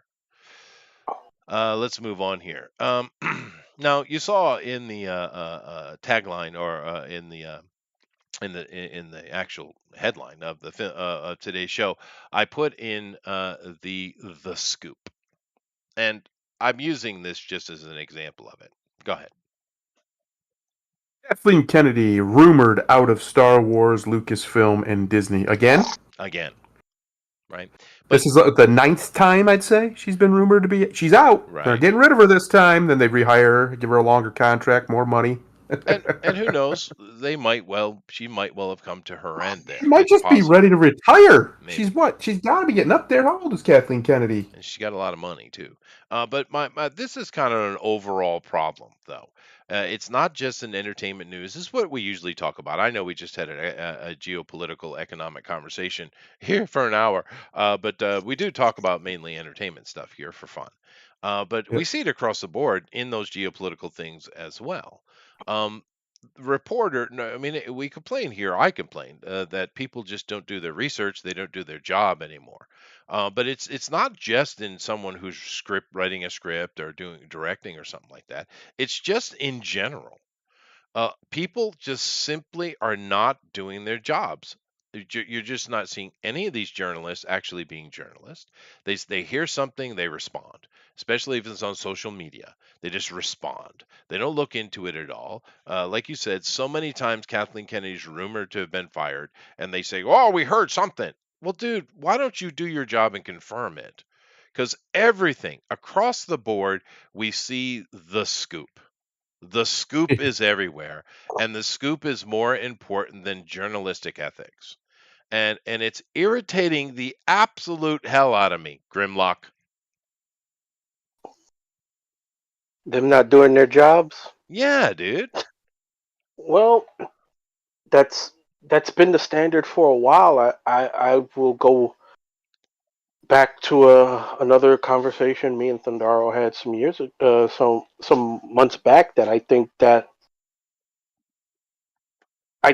the OJ case was such a major turning point Mm. in America, not just from like the whole law and order side of it, but the culture and the way that the media was afterwards. Hmm. I would say him and Mike, the first Michael Jackson allegations really changed the way it seems the American media at large has operated, because it's been them chasing ratings rather than chasing the truth. Because Mm, remember, before it used to be, we're in search of the truth, and it's like, no, you guys aren't. no. You guys have been constantly caught lying, and CNN ironically has been the one that's been caught lying the most, and I've yet to see them retract or apologize for any of the times They they've been they caught never do.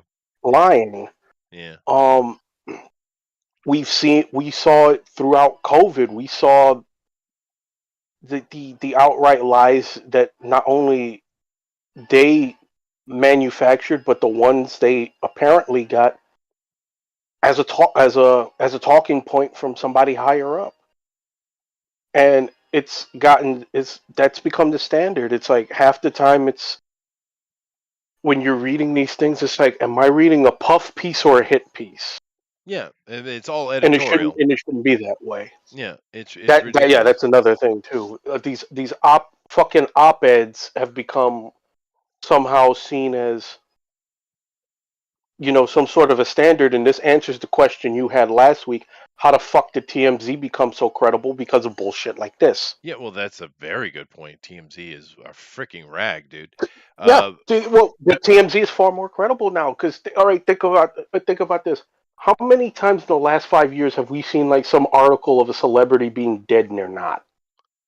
oh yeah, no, yeah, yeah. It's just it is across the board. They don't do It, their it, job, and yeah, and so now it's the point. It's like I won't believe he's dead until I see it on TMZ.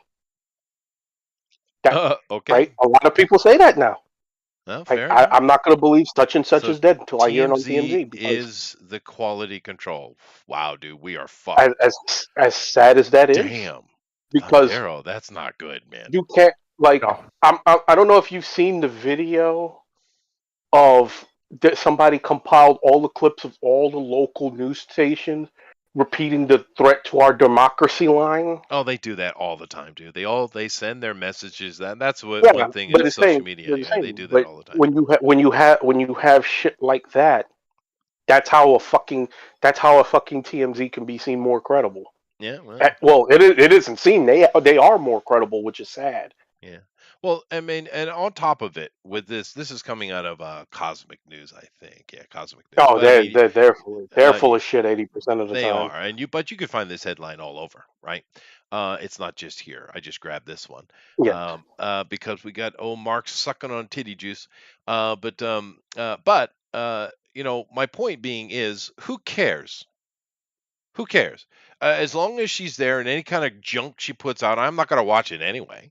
So the only people who'd really care whether she's in or out is Disney and their shareholders, because they're losing money because they're making crap. And a lot of people like to push these days. It's all about the identity politics, and it's certainly a thing, particularly with her. But it also comes down to just poor filmmaking, right? Like, look at this headline right here. Woke Marvel. I've seen this on several sites too. This is another one of those things you just mentioned where people said, put the message out. And here's the message. Woke Marvel producer explains why MCU is failing. I wonder why. Let's go check out. Let's see what the reason for it. Because let's see what we got here. This one right here, The Eternals, very poor movie. Very poor storytelling. It's just not well. I mean, all identity politics aside, it's just not a good movie, right? Captain Marvel, from what I understand, because I haven't seen it, but of all the reviews, if for just a popcorn film where you shut your brain off, it's mediocre. For an actual movie, it's just riddled with plot holes, right? And Wakanda Forever, so many identity politics, but beyond that, it just really isn't reading as a really good movie for most people, right? People who don't care Mhm. about identity politics and just review movies, it's very blah. It's worse than the first movie. But let's see here. Woke Marvel producer explains exactly why the MCU has been failing, with Kevin Feige approaching Phase 4 and beyond. Well, we're probably beyond that, aren't we? Nate Moore, whoever you are, who was responsible for ruining the Eternals movie, which is just patently a bad movie, with his brilliant ideas to gender bend and race. Once again, don't give a shit.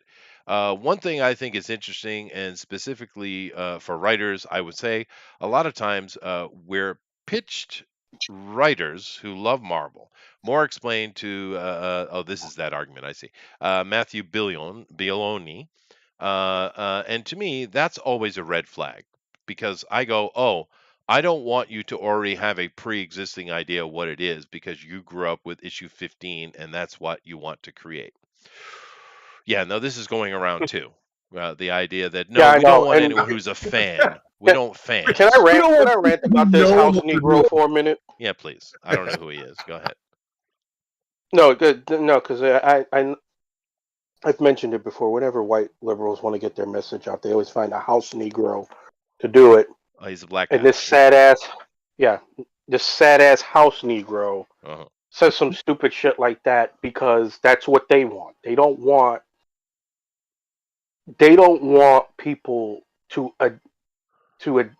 likes the franchise because they know that they're going to be held accountable to that franchise.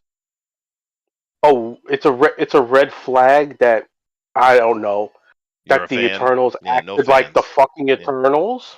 yeah, yeah. Oh wow, horrible fucking way to conduct business. That's retarded. That's like that's like owning a football team, and it's like if I sign a player and he talks about winning, that's a fucking red flag for me. Winning?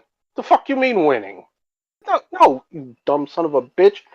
It's exactly what you fucking want. You want people who will uphold and adapt, because that's what you're supposed to be doing. You're supposed to be adapting these stories, these characters into a larger franchise. Yeah. That's your job. Well, You honestly, have one you want job. both, right? Yeah. You want the fan and the And people yes, who know nothing. You want to have both sides at your table, I would say. and yeah, you can take some liberties with live action because there's certain things that don't translate well. Sure. That's fine. I'm not. I've said it before. I'll say it again. No fan that I know has ever argued that it has to be 100% accurate to the fucking story No. for it to be seen as a faithful adaptation because we know certain things don't translate. Well, Lord of the Rings was But mega popular, and it's not accurate. yes, but if for you to take a character or a story and change it to the point where it is neither that character nor that story, just in name only, and they did it with a lot of things, and sometimes that worked, sometimes it doesn't. I mean, for the most part, Civil War was Civil War in title only. That was nowhere near that story Yeah. in any real capacity. But they managed to find a way where it worked Kind for of. what they Yeah, was trying that to one was do. way outside, though, wasn't it? Yeah, But yes, yeah. but we've talked about it. It's one of the better MCU movies, in spite of the fact that it's really nothing like that story arc. No, no, no. And I think they missed the opportunity So, to do something deeper with that. But Infinity War, which gets a ton of love, that's about half accurate, mm. and nobody really complained. Yeah, and So, that's why I mentioned I don't really care about the identity politics as much as I do good storytelling. I'll give you an example. There was some Samson movie that came out forever ago. I don't remember when it was, but it was about Samson, the biblical hero. Well, he's actually yeah, a Mesopotamian hero, but whatever. But the Bible hero Samson, and they for some reason decided to race swap him and it made him a black dude. Okay. And but it was fun though. You know, they didn't Hmm. never ever mention about the fact him being black. He just was a black actor. It's a bit weird seeing as Samson's, a Jew. But Yeah. beyond that, or actually, he would have been some Semitic. I don't think he was technically Jewish. But you mean nevertheless, he didn't go on a? You didn't mean he didn't go on a 3 minute monologue on what it was like to be a black man in no, Mesopotamia? no. Oh, But I'm just saying that you can do it. Mm. You can, because that was fun. It There was can be nothing done. wrong with that. I mean, I think a good example of not necessarily, well, some identity politics, but mostly just left leaning or leftist vision politics in storytelling that really nobody cared about and still loved is Star Trek.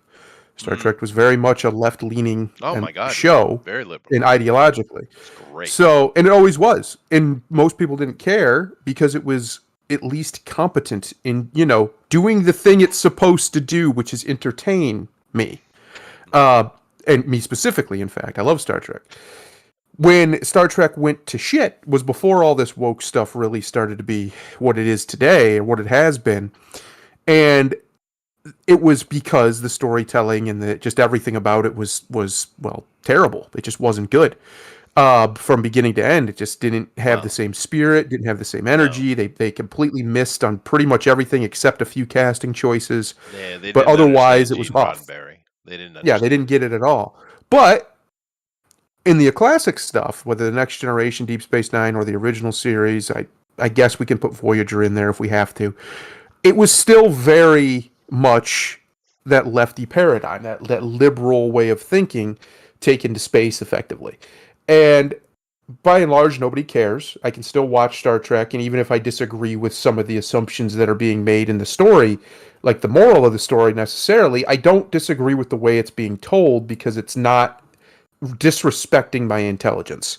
Hmm. And a lot of these movies are, I mean, if you're an intelligent person with an IQ above, 3, it's hard to watch it. It's like, No, it's so dumb. it's just mean spirited, is what it is. But Well, there's yeah, also that, but a lot of it, like the Star Trek movies, the original ones, I don't think those were mean spirited. I just think he's an idiot, and he made well, really you're talking about schlocky JJ films. stuff. JJ Yeah, wanted to make Star Wars. That is clear, and he correct. and he did poorly.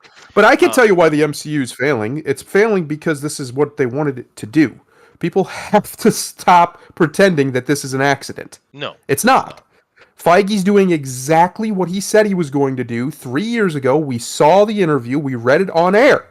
He said he was going to do this, and he's doing it precisely. Hmm. And it's not working. Wakanda Forever will probably, maybe by the time it's done, break $1 billion, but if it does, it'll be barely. Um, Have they even I made don't their uh, think so. money back yet? I think they're at like 600 million, so Oh, okay. probably close to, but it's still, my point Well, is, it should be making Well, more than that, right? A and sequel should go up, not down. but even with well, that it, though, I mean, that movie is getting a lot of harsh reviews. Yes. well, It's a terrible movie. there's an interesting aspect of that so far. So, according to some of the stuff that I've been watching and listening to, it I forgot what article they cited. I think it was a Hollywood Reporter. Adjusted for inflation, Yep. yeah, the money for Wakanda Forever is fine, but in terms of ticket sales, it is currently 40% less in ticket sales at this point than the first Black Panther movie. Hmm. Yeah. Because I have had conversations with some dudes about that, and I've seen a lot of black men on YouTube and social media say, "No, I'm not taking my kids to that shit." Right. No, I've heard a Well, lot. I it's not mean, only And it's the other big part of the problem is I see somebody on Twitter say something to the effect of, "Man, when did Wakanda become like 95% female? There's like yeah, no yeah, black men in this movie at all." it is that's making one of the some reasons money. they're not going. Yep. So good for that. But the black community is not pleased with that movie. That is for sure. No. It's And the they shouldn't opposite of be. what happened in the first one. And I didn't put this picture up here for nothing other than I just would rather look at a real movie star. Yes, it's nice to see, isn't it? And I want to go Roger, back to the Kathleen Kennedy thing real quick. She's 69 years old. So yeah, if she's leaving, she's probably just done. She's probably just maybe, retiring. yeah, I Her birthday's in June. The rumor said right around June. It would make sense for her 70th birthday. She's like, you know what? I'm good. And yeah, she's just out. yeah, And it won't matter because let's say they did fire Kathleen Kennedy because she effectively killed the Star Wars franchise. At least, and when I say killed, lessened it to such a degree that I don't know if it can recover. Oh no, you can use the word killed. Miss Yeah. Kennedy can be used as a scapegoat, and nothing Oh, has sure. to change, and nothing will, because Disney is the problem. Yeah. Disney is the source of all this anguish. They are patient zero for this nonsense, and I don't just mean woke nonsense. I just mean shit movies in general. Insofar as in the mainstream, a lot of Disney movies are trash, but people love them anyway. And there's no real cure for that because as long as people go watch them, they're going to keep making them. Look at the Transformers movies, for God's sake. People keep going to watch them, so he keeps making them. Well, thank God they took it away from Michael Bay. But God damn it, he did near irreversible damage to that franchise as Yeah, well. But yeah. also Hasbro has allowed a lot of egregious shit to happen in the last 5 years. They're not off the hook either. No. Oh They no, they I mean, they have had a lot of self-inflicted problems. And, but and and going back on things that they had mandated for 30 years because all of a sudden they heard somebody told them Twitter mattered. yeah. Yep. But for me, the thing with it is I don't really care. You're not getting my money. I don't care what they Yeah. do. I'm done. And a lot of people are like that, but they're just done. I'll just wait for the next Robert Eggers movie. Thank you very much. or Yeah. Matt Reeves, who's also a very woke dude. There's a good example. Matt Reeves is an extremely woke dude, but yet look Yes. what the movie he made. It's fun. It's Yeah. great. It's a good, entertaining movie. I just don't have. I don't have any more energy for it. If you want to keep Kathleen Kenny, go right ahead, dude. You ain't getting my money. Or the guy Well, look who what. made Maverick, Top Gun Maverick, Oh yeah, Kaczynski. There are directors out there sure. and production companies who want to just make good shit, and they do. And honestly, aside from the stuff I refuse to see, which is universally Disney stuff this year, I have not had a bad experience at the movie theater this year. Black Adam was probably the worst movie I've seen in theater, and it wasn't terrible. It wasn't great. It was fine. Well, It when was he was perfectly on fine. screen, it was pretty good. You can remove the Yes. rest of it. Yeah. Yeah, Yeah. yeah. But I my want a point is, super I cut of haven't had just a him. bad experience, right? I haven't had a what was the last terrible movie I saw that literally pissed me off? I can't even remember, but it was Oh, sometime Endgame. last year. Well, everywhere, Endgame, yeah. anytime, forever. Oh, that In movie's great, Chester. You got to no, give it another chance. I that was promise you. so lame, It's dude. so good. I So promise goddamn you. lame. You didn't watch it all. No, my It's wife, so she good. said, "This is stupid," and I said, "Yes, ma'am," and off it went. It is stupid, but it's good stupid. I promise you. But anyway, I didn't see that in theater. I sailed the seven seas to get that. Um, but Yarr. what was the movie? I'm trying. I'll be thinking about it over here. There was last movie I went to the theater for that I really hated. It was last year. It was before Dune, and I can't remember what it was. That's how much I disliked it. I blocked it out of my memory. Mm. But it's been since Dune. Dune was pretty good. And then you had Spider-Man, and it's pretty much been decent to great movies all year that I've seen from Hollywood. And it's been because they have some of these places have clearly resoundingly rejected the message, as we call it, and they're not interested in pushing it. They're just trying to make movies. Crazy, right? Right. And because of that, they've been rewarded greatly for many of them. Like Top Gun Maverick, massively rewarded, most successful movie of the year.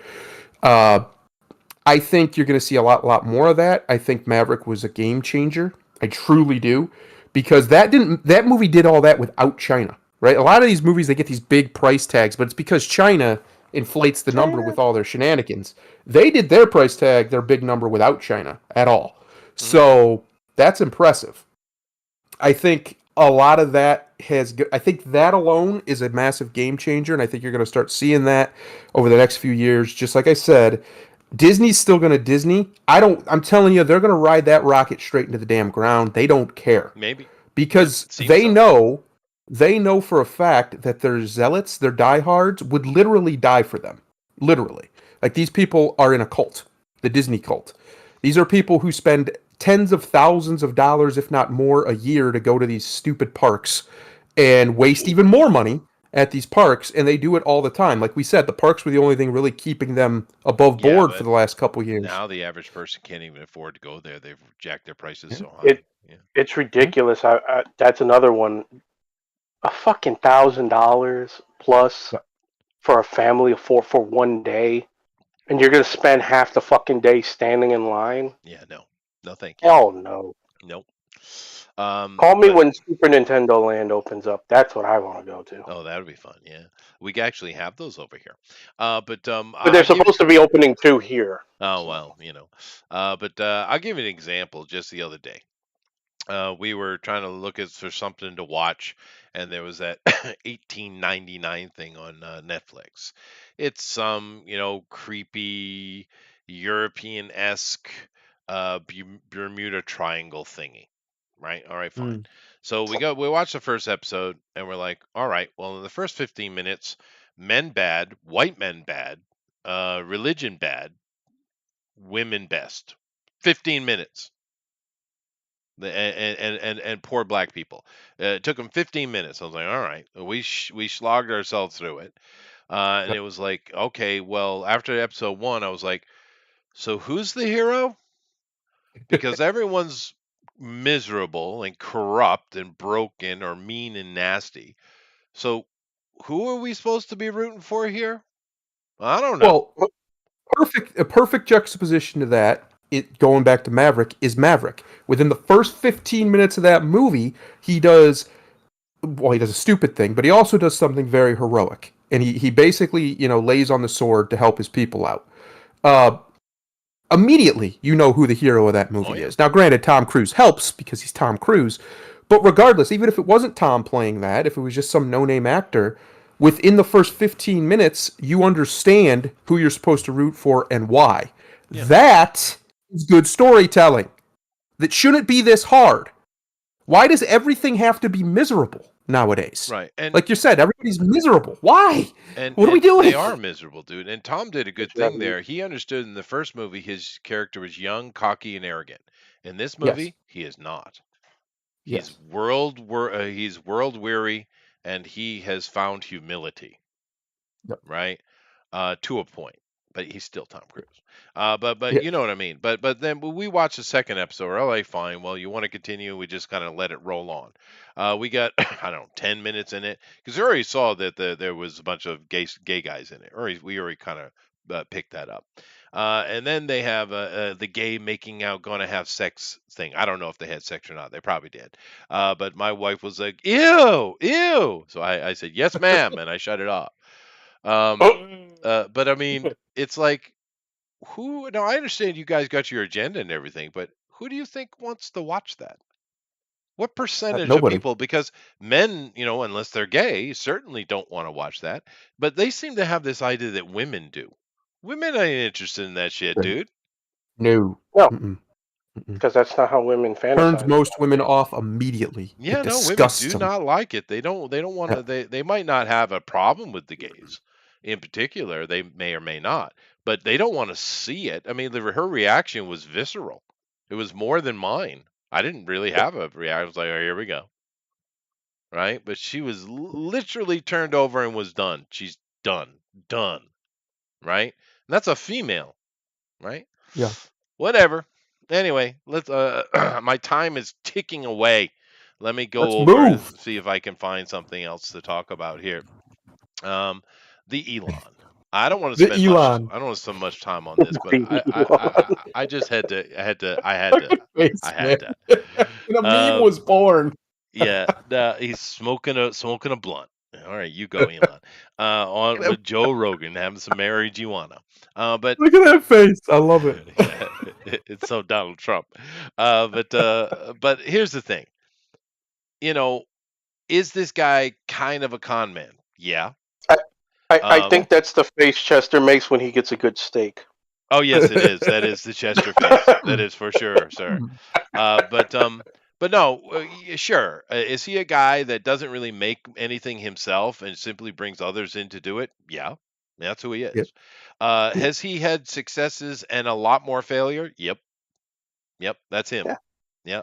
However, and a lot of people are against Elon right now, even those who were with him just a moment ago. However, here's the thing I think we need to remember about the Elon. This dude's from South Africa. He's not American. He's not European. He's from South Africa. And he grew up in that stuff. Now, is he a silver spoon guy? It seems at least moderately so. Right? But, he knows what corruption and absolute collapse looks like. He knows. Right?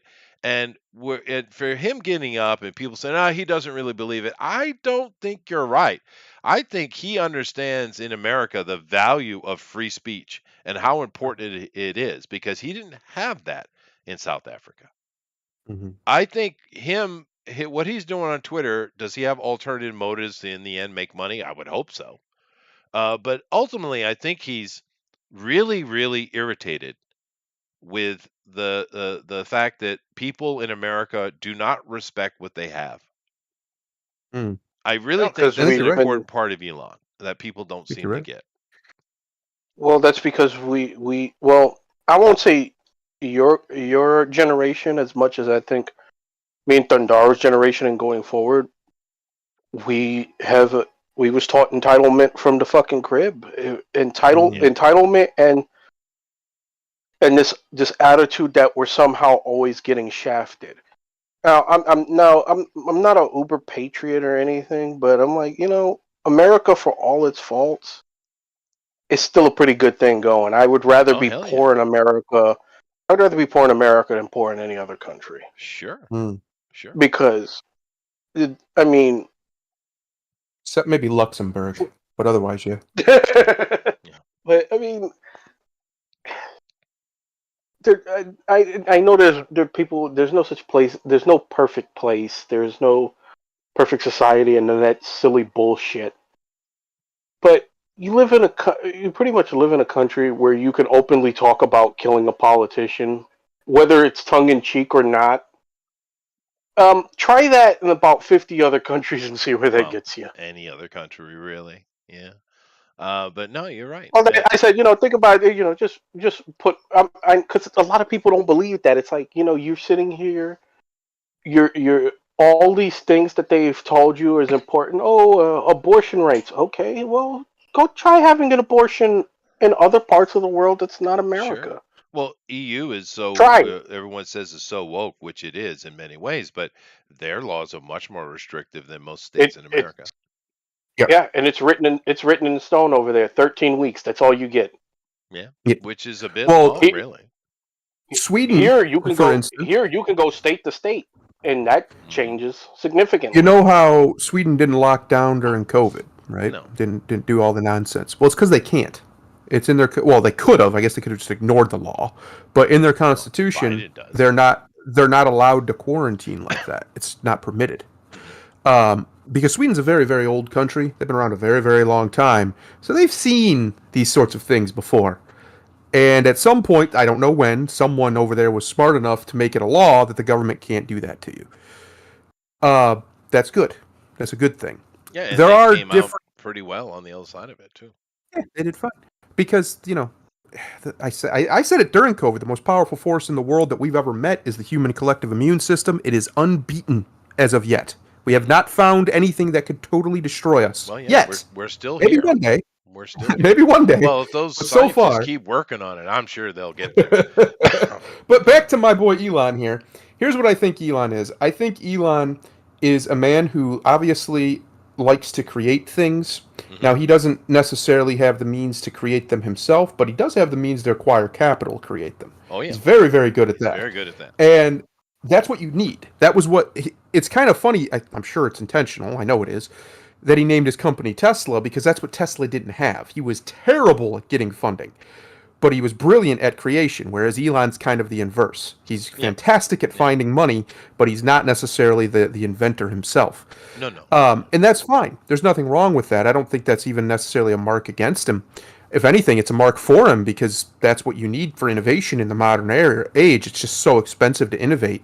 You need somebody who can fund it, who can find ways of funding it. Plus, he is, when it comes to like how companies run, there's a reason that Tesla has, I think, 1 million people on its waiting list to work for him, something like that. There's a reason for that, and it's because he actually is a decent boss in that regard. Now he He's a expects you to very hard work. worker too. Yeah, he expects you to work, but people want to work for him for a reason. So you don't have that kind of market energy directed towards you unless you're doing something right. Yeah. And he's obviously doing something right. Now, as Well, far as his political leanings, he's been very open about it, and I don't see any reason why to disbelieve him. He is left leaning, and yeah, he's he's a been a Democrat pretty much his whole life. It's not until recently where the Democrats have a lot of the policies and the things that they're promoting are just anti-sanity, and they are, right. that he has flipped. And a lot of it has to do with the fact that A the lot of them Democrats have. keep trying to push him to make unions for his companies, and his workers don't want them. And two, a union should not be a necessity in a large company. A union should be a necessity only when the company is doing nonsense to its workers, when it's treating them poorly. But if the company's not doing that, then there's no reason to unionize. And if he isn't having those problems, now I know there's been some lawsuits here or there, but big companies have that all the time, even with unions. So that's not really an argument for a union.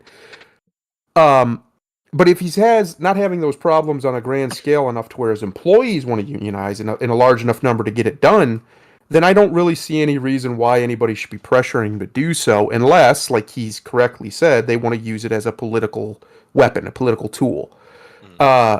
Uh, that's really I think the crux of his major concern with the corporate wing of the Democrat Party is that a lot of them keep trying to push him into this union stuff. Plus, even though he's an environmentalist, he's not an idiot like a lot of these people. These people have gone insane, Chester. Insane with No, I some of the know. policies that they're And trying to get implemented. and look at the people that have flipped like him. I mean, just off the top of my head, Sargon of Akkad, Tim Pool, Dave Rubin. Yep, All of those guys have influence. They're all liberals. They're all. that's right. Now I know Ben is stewing that I just called Sargon of Akkad a liberal, and therefore I would say go listen to him speak. Right? He's He's definitely a definitely a liberal. liberal. But Elon here, I think is a very interesting figure. Uh, you know, I think if you want to understand Elon, go watch the video where his text made him a flamethrower gun Yeah. and him playing And he with it. sold that. He sold that, by the way. He sold 50,000 of those because legally you're allowed to sell flamethrowers in America. And I said, well, all right. Well, all right. Yay, America. But just watching him play with it, he's like a little kid. He was so happy. Yep. And another thing he does that people don't really talk about, he's been working on this, trying to solve the world, not America's, but the world's housing problem. He's been Yep. working on this, and it seems that no one talks about it.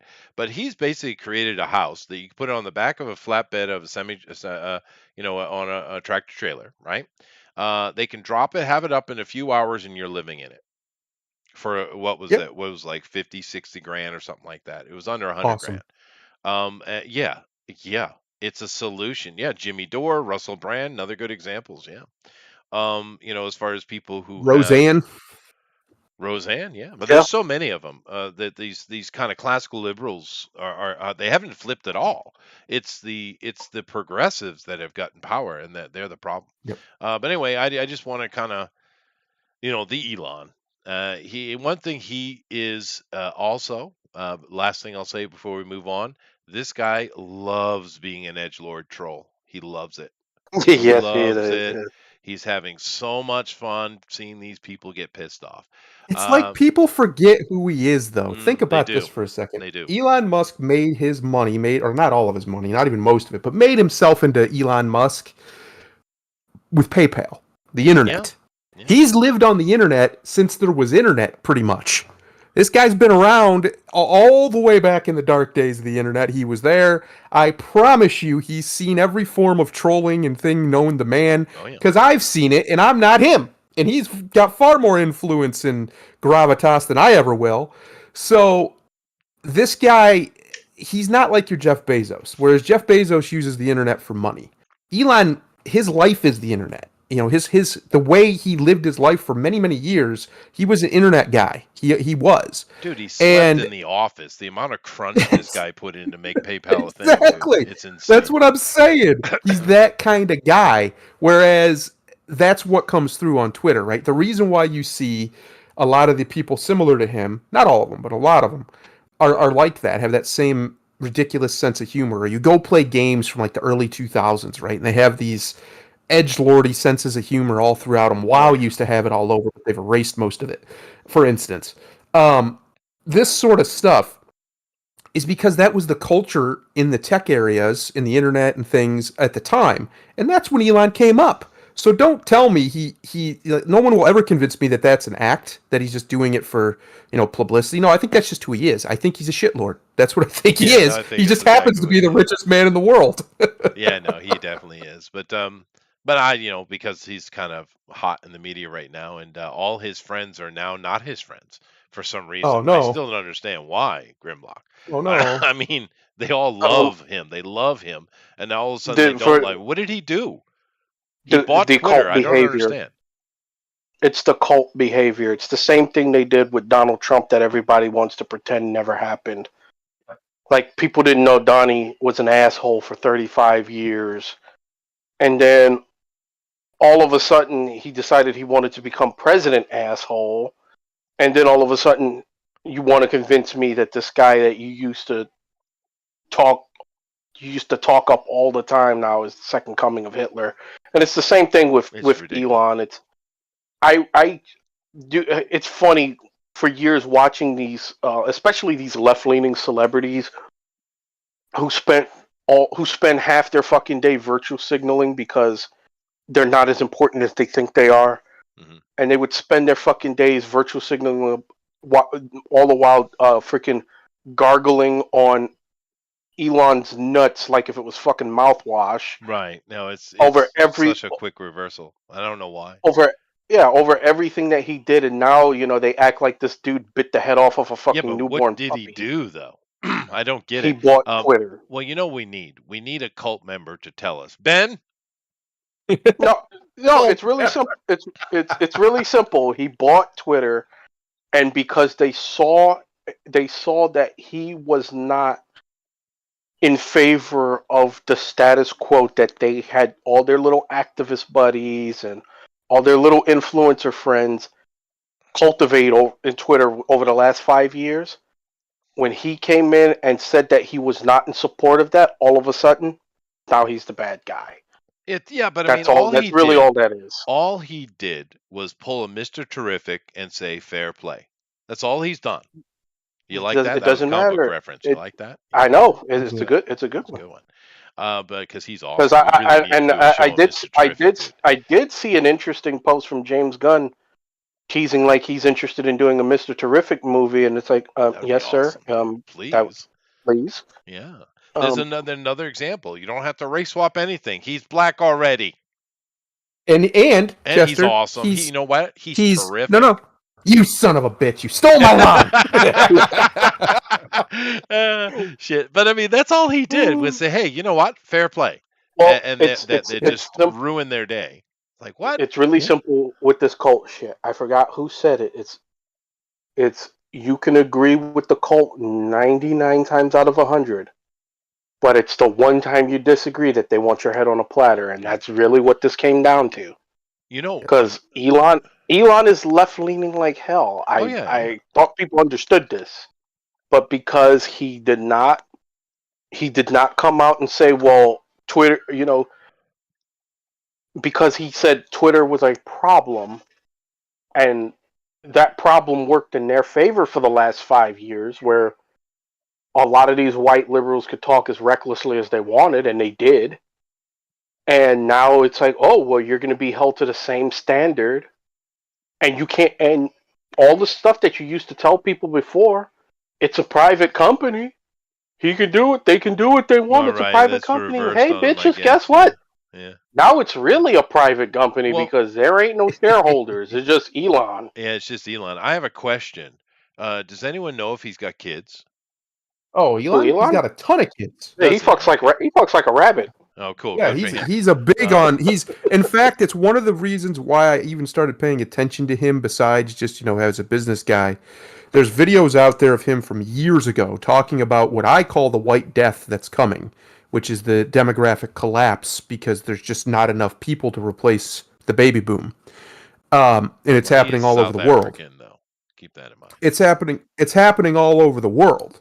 Right, it's not just in America. It's not just in Japan or China. The population is aging, and it's because people aren't having as many kids as they were like 50 years ago or whatever.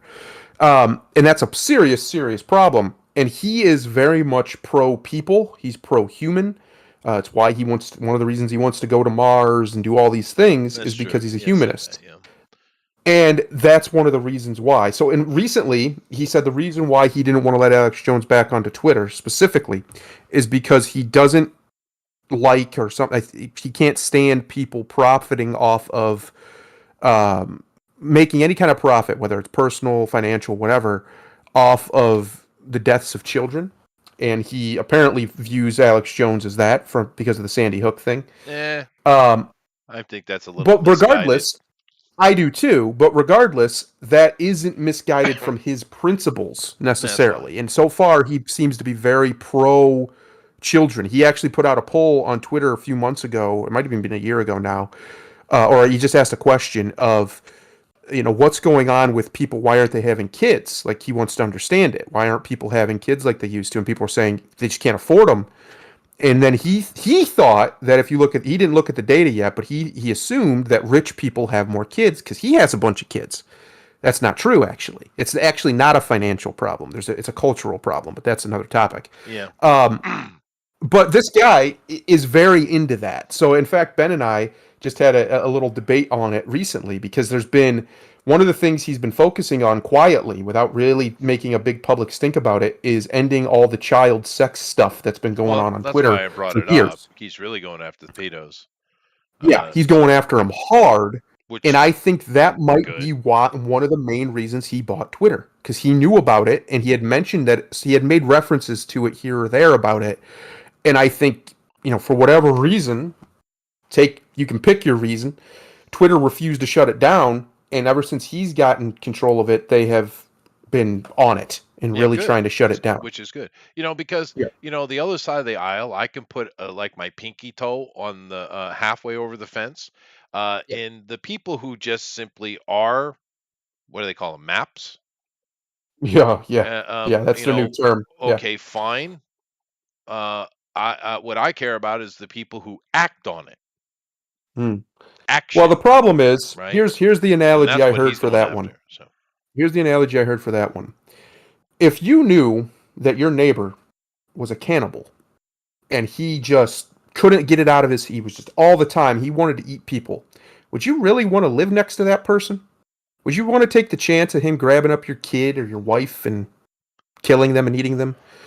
See, to me, I think it's too big of a chance. I don't think that's reason. I think if we found out somebody was a cannibal or wanted to had like this, that cannibalistic urge, we would probably lock them away. I think that makes sense. They don't have to die, but they need to go over here where they can't hurt anybody. Yes, but I think the same thing should happen to Matt. I love chocolate pudding.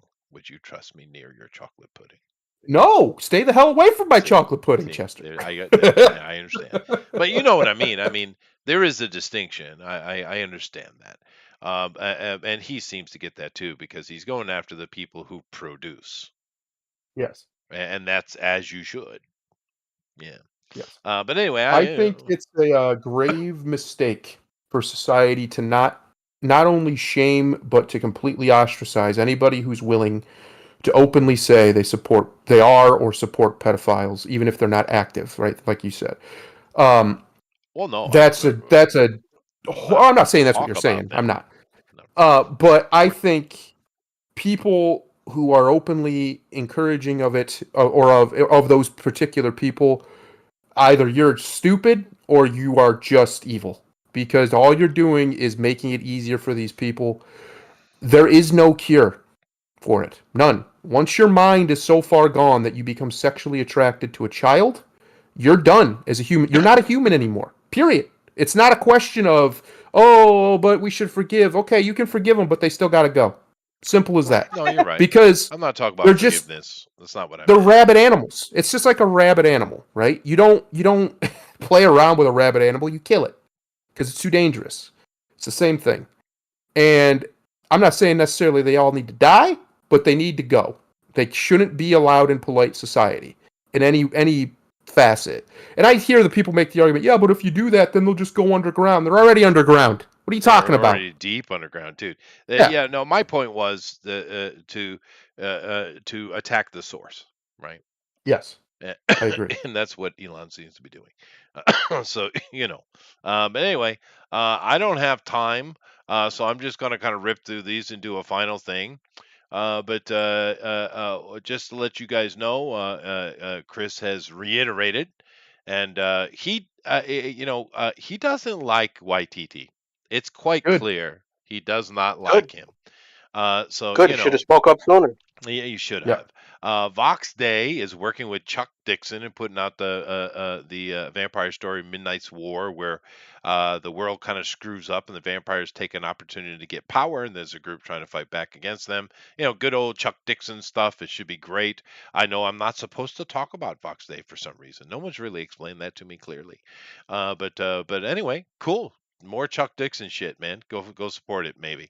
Once again, Will Wheaton is one of the most woke people on earth, and he's just not happy because Elon is hurting our society. Look at him. How? Just look at him. There isn't about too that many man people is I would wrong. love to see beaten on live TV Yeah. than fucking Will Wheaton. He's And in such a fact, woke that target. has less to do with his politics and more to do with just him as a person. Like ever since his whole life, I've hated this guy. He's All his crazy. entire life. Yeah. Insufferable cunt is if you Yes. looked it up in the fuck. It's right there. Picture. I don't know what kind of level you have to be to where you could put that in, and instead of it being a female, it's Will Wheaton. But he managed to achieve that. He did. But I just don't. Once again, I understand the comment though. How is Elon hurting society by saying things must be fair and equal? Because he's not a equality. leftist retard. Okay. He's not a part of Because this cult. they don't want things fair and equal, Chester. They want things to go their way forever, or else you're hurting their democracy. They're very clear in the wording enough. they use. Their democracy. Anyway, continuing on. But word to the wise: never pay attention to the words of a male who can't get on camera without asking his wife if the clothes he's wearing is okay. So Will is extremely simp-cucked person. That is even in that picture, I want to punch him dead in his fucking eye. yeah, Like, but anyway, moving on. I wish I had a crowbar. This lady, I don't agree with her opinions at all. Letitia Wright, for the most part, she's kind of annoying. However, they are literally comparing her to and her comment she made about the vaccine to people like Roman Polanski. Christ, I'll say this. I'll say this. I know. Wasn't a big fan of their portrayal of Shuri in the movie. I'm not gonna blame her necessarily because that's their portrayal of her. Yeah, sure. And they made her insufferable. But they have really been dragging, just like with Kyrie Irving in the NBA. They've really been trying to punish this woman for putting not just her short term, her long term health to just under consideration. Yep. And to fucking equate not taking an experimental vaccine, which is what it is. I don't care how anybody tries to defend that bullshit. Yep. Anybody who's ever read on a vaccine, any vaccine that works, it didn't come out in 10 months. Took years, in many cases, decades of research. To equate that to fucking a kid is some of the most deplorable shit you can imagine. Is deplorable. And I hope she goes scorched earth on their ass. Yeah, because it is insane, dude. Because Roman Polanski is an actual pedophile. They also threw Woody Allen in here for some reason, who is not a pedophile. I don't know why he got thrown in there. But whatever. He looks like one. He kind of does. I don't like Woody Allen at all. But okay. He's not. What he did, you could say is morally reprehensible. What he did. Yeah, I guess. But they are in love and been married forever, dude. I think he's been married longer to her than he was the lady he was married to. But she was of age. Granted, it was a young age. So, well, regardless of Woody Allen's debauchery, this sort of stuff shouldn't just be you can get sued. There should be criminal charges to be able to be brought for this kind of this kind of lying. Like, good Lord, man. Well, you know what? They just made that a thing with the Alex Jones case. So if I was her, yeah, lawyer up. They just go after that was a political stunt that will not stick, dude. That will I know it won't. I know it won't stick. But until then, I'd make them fucking sweat every day that I could. Make them bleed because it is scandalous to say that. Anyway, next thing. Is anyone surprised? Go ahead and read that, Thundera. Jesus. James Cameron admits Avatar: The Way of Water needs to become the third or fourth highest grossing film in history just to break even. So what you're telling me, James, is you're an idiot. You made all of that money off of Avatar, and then you blew it into this movie, and the next one, I'm assuming, and you have no idea if you're going to make that money back. What are you doing, James? He made so much money off that first Avatar movie, he could have retired his entire family for 10 generations. Like, it was obscene amounts of money that he made off of that one movie. And he blew it trying to turn it into a franchise, and he's over 10 years later still just now getting around to it. Yeah, and this movie's not tracking well, by the way. But not just that, I don't know what made them think this had the kind of potential, because as many people said, it's kind of the most successful meh movie ever made. Yeah, I Like mean, it's I've pretty. never, genuinely It like is delivered. pretty. I've never been able to watch that whole movie in a single sitting. I gotta fucking get up and Yeah. stretch and No, unfortunately, I walk mean, a Jim dog I Carrey. don't have or something. It's like, He's made some good films though, but I mean, but I yeah, I mean understand your he point. has, but I mean there's It. just something missing about that movie. Like it's kind of Yeah. hard to put your finger on any one thing, but like when you like it looks pretty, it's well directed. Well, Cameron's competent, but it just seems to lack soul. it has no soul because they're all CG characters. That's why. An animated movie. But Ah, whatever. I just don't because I know what mean, he's doing. But he's I not going to make wouldn't this say that for money. about because I wouldn't say that about Toy Story, and Toy Story is CG'd all the way. That's fair. But you're right. And he's not going to make that money on this. Is very clear. I don't know what he was Yeah, I thinking. don't think Anyway, so either. we do need to kind of move on though. But it's yeah, it's a strange choice that he's made and all the time and effort he's put into it. And yeah, I don't know what he's thinking. It is what it is though. But ooh, a pregnant one. Ooh, this one has a nipple even. Sweet. Okay. Here's what we're going to end the Uh show oh, with today. Uh-oh. Frank again. Frank. Frank is a tradition, Grimlock. You know what's crazy is the 2000s actually had some absolutely unbelievable dramas. It was probably because I'm trying to think, the 2010s really didn't have the level of successful dramas, especially like pre 2007 had, especially with Now just because you said that, watch half this list be fucking movies from like 2010 and up. yes. Well, you had DiCaprio come into his own, right, and really become who he is now. Obviously, I think it was Tom Hanks' last great era of movies. Sure. Obviously, he's in there, but you also had Russell Crowe just banging out Oscars, just banging them out Hmm. Hmm.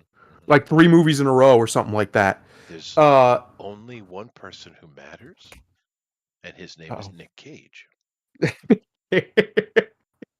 Now, all right, I like Nick Cage. In fact, I love Nick Cage, but I don't know if I'd call him a great dramatic actor. I don't know I am if a I'd go cult. that I am far. a cult member, sir.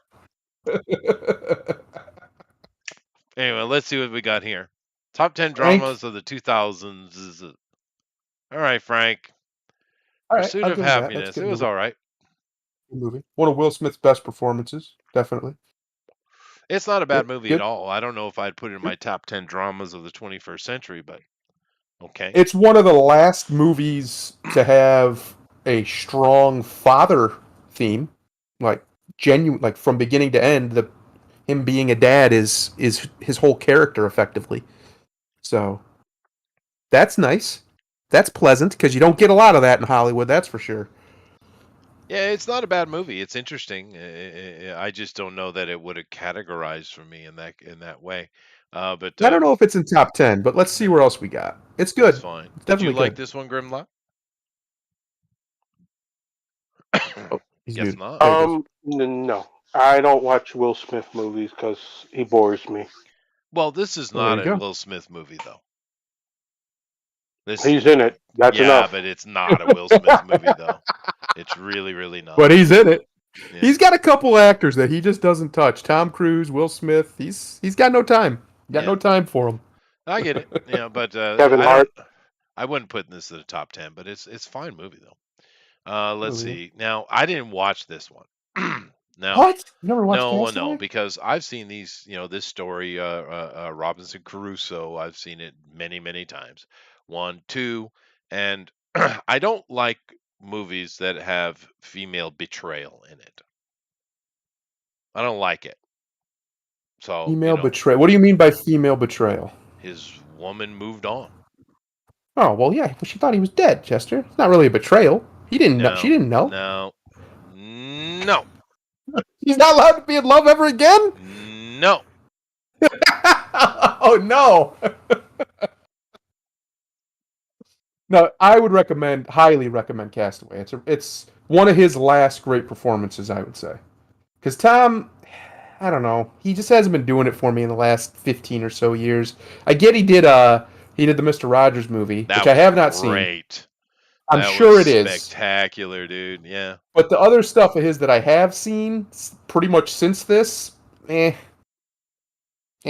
just Yeah. didn't hit for me. Well, and you're right. I've seen several of his stuff. That's he did that thing like in that future thing where he's like the only Yep. human in it, and that was all right. But I think the reason why the Mister Rogers Neighborhood movie was so good is because he took it very seriously. He felt a responsibility to Fred Rogers, and Well, Fred is the closest thing to a real life Superman that a lot of people had because he was just he's literally a symbol, a living. Well, he was living symbol of hope. he's a saint, People just dude. yeah, he's Freaking just saint. saintly, Yeah. and I appreciate that Tom took that very seriously, just like my boy Henry is taking playing Superman very seriously. Yeah, that's true.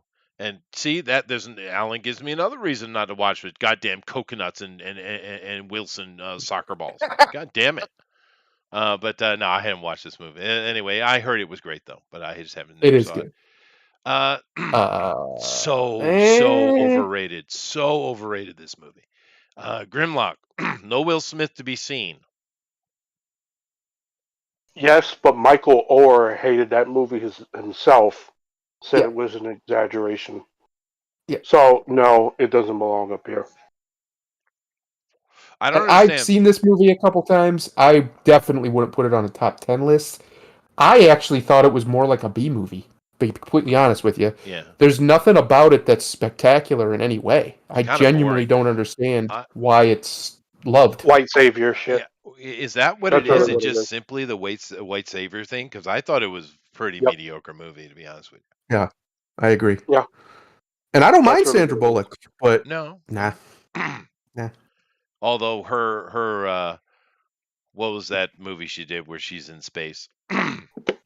Oh, come on. Oxygen. Chad will help us No. out. What is the name of that movie? Whatever, that one. That's another way overhyped movie. That's boring as Yeah. shit, dude. And it's like, oh my god, Oscar worthy. Really? Alrighty. Alrighty then.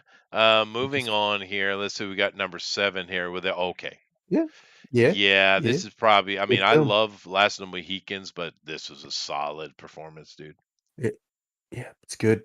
Yeah. It's good. Michael And in Davis. fact, It's it better Gravity. explains- Thank you, Jeff.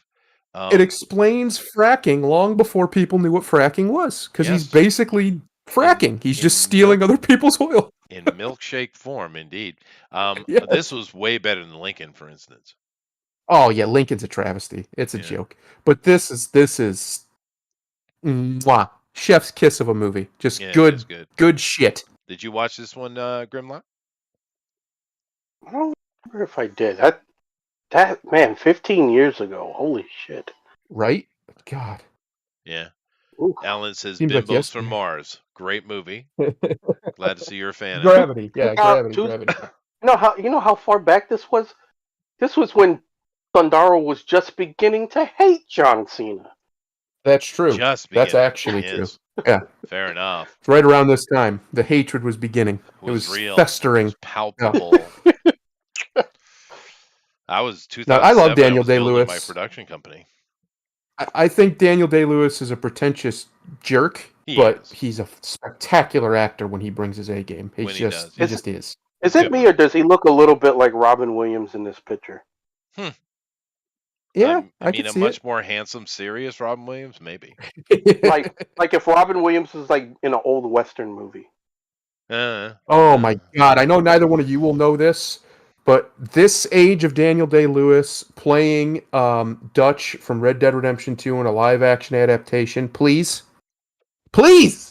Why Oh, can't yeah. that be real? Yeah. Because holy shit, would he kill that villain? Oh my God, he's such No. a good villain. Milkshake would have been a better name. You're right, Alan. Yeah. That definitely deserves to be on the list, though. It's a solid movie. Oh, fuck off. Get out of Fuck here! Oh, Get out of God here! damn it, Frank. Just skip it. It's a decent movie, but I don't know if I would put that in my top 10. It's not even in the Get top outta 100, here. dude. I mean, Get fuck out of off, here. Frank. It's one of Leo's God worst movies. damn Come it. on. That's That's Oh, now that's we're one of those talking. movies where you watch it and you never watch it again. Why Yeah. is this not number one? What are you doing, Frank? This guy. It This is actually a really solid movie, though. is a good movie. It's one of his Now, best, if not his now, best performances. But now Chester's happy. It's like I got some Nick Cage in my veins. All is well. Yeah. Well, Nick, though, honestly, I Nick would is have a put movie Pig star, above man. Look this. at that. Look at him. Nick is a movie star, though. He Nobody is. can take that away from him. He's got the look. Yeah, he There's does. just something about it. You either got it or you don't. Nick's got it. Yeah, but He's I got would have it. put Pig in here instead of this. Is that 2000s or that's 2010s?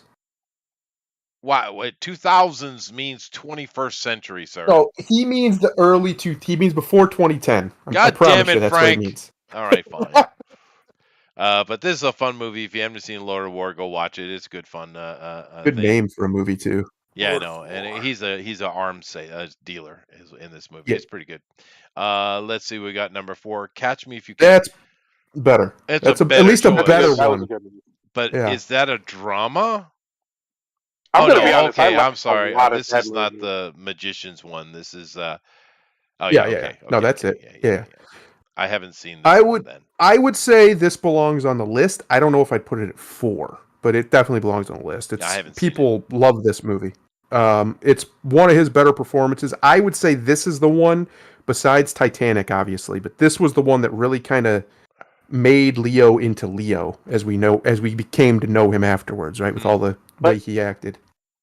Would you consider this a drama? Because I remember the first time I watched this movie, I remember laughing at it a lot more. It's a dramatic comedy, I would say. Yeah, Hmm. because it is Maybe based I on a should true check it out. story.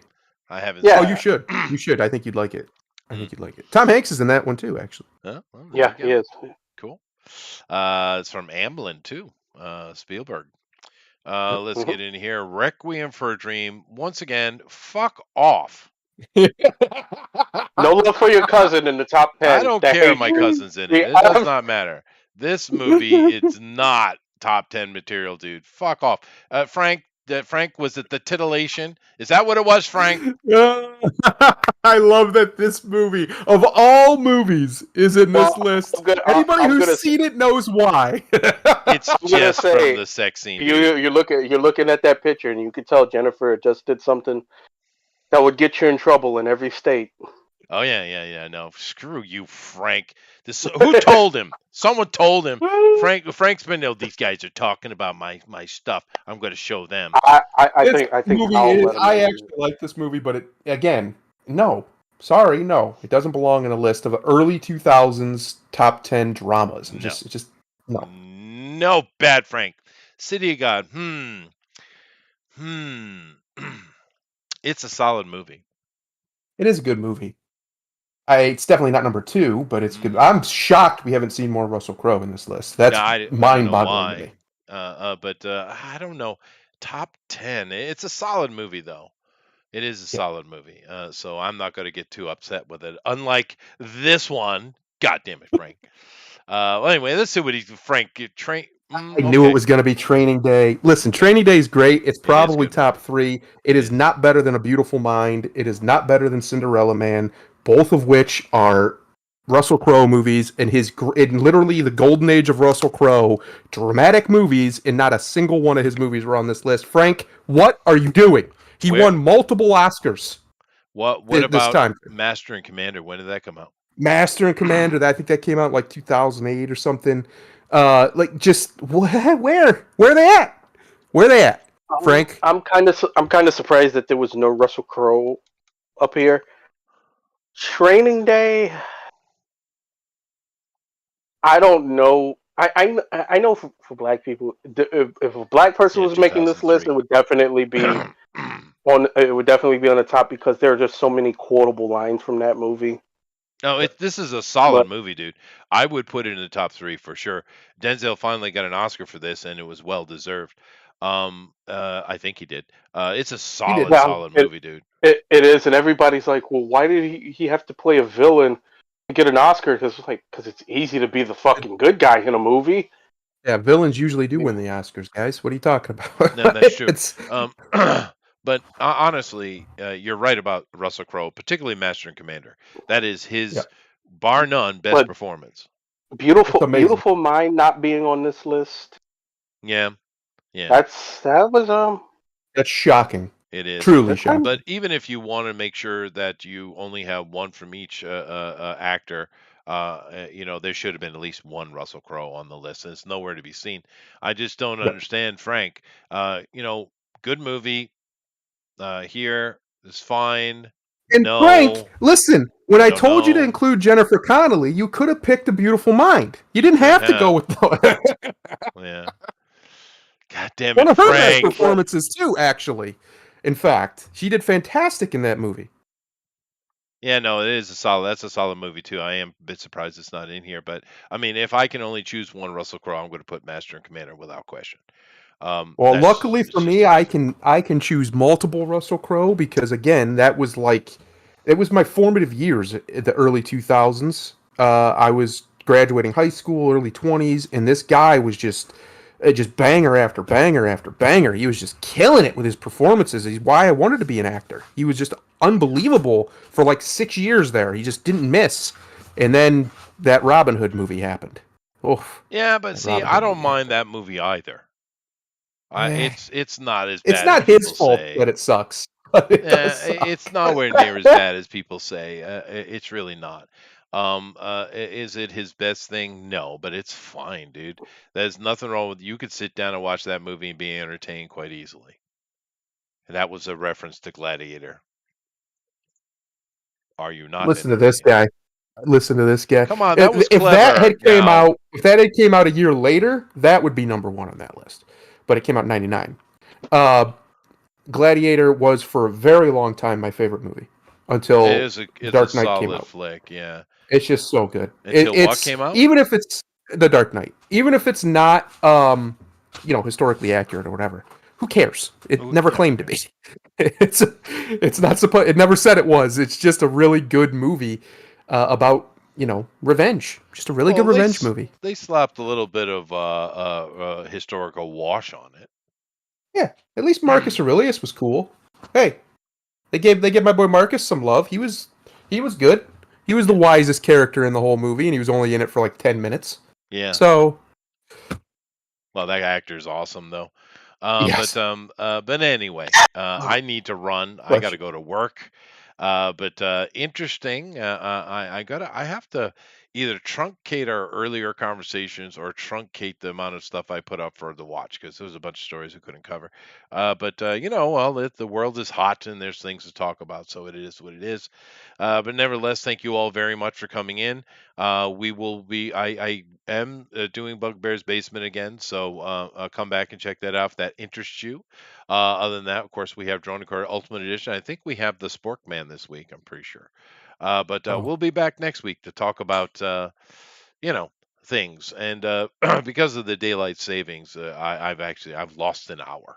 Right, so yeah. that's why this shows are shorter. But nevertheless, thank you all very much. Grimlock, say something to the peoples. I hope everybody had a happy and safe Thanksgiving. December's right around the corner. We're almost done with this year. Yeah, I don't know if that's a good thing or a bad thing. Well, Hmm. well, Thumbnail, takes out of here, man. I have a very simple one. It's a little nursery rhyme like one that I came up with. Kind of sounds a little like Dr. Zeus, I think. Very simple, and it's about a lot of things, but the reason I came up with it, I was thinking of a way to dismiss or diminish or make it as if it was a bad thing, revenge. And it goes like this: What good have you done breaking two hearts to mend one? Hmm. It is Susian, Yeah, but there's no wobbles. there's no wobbles. We don't wobble. Hmm. Fair enough. Weebles wobble, but they don't fall down. That's true. That's true. Namaste. Later, everybody. Bye.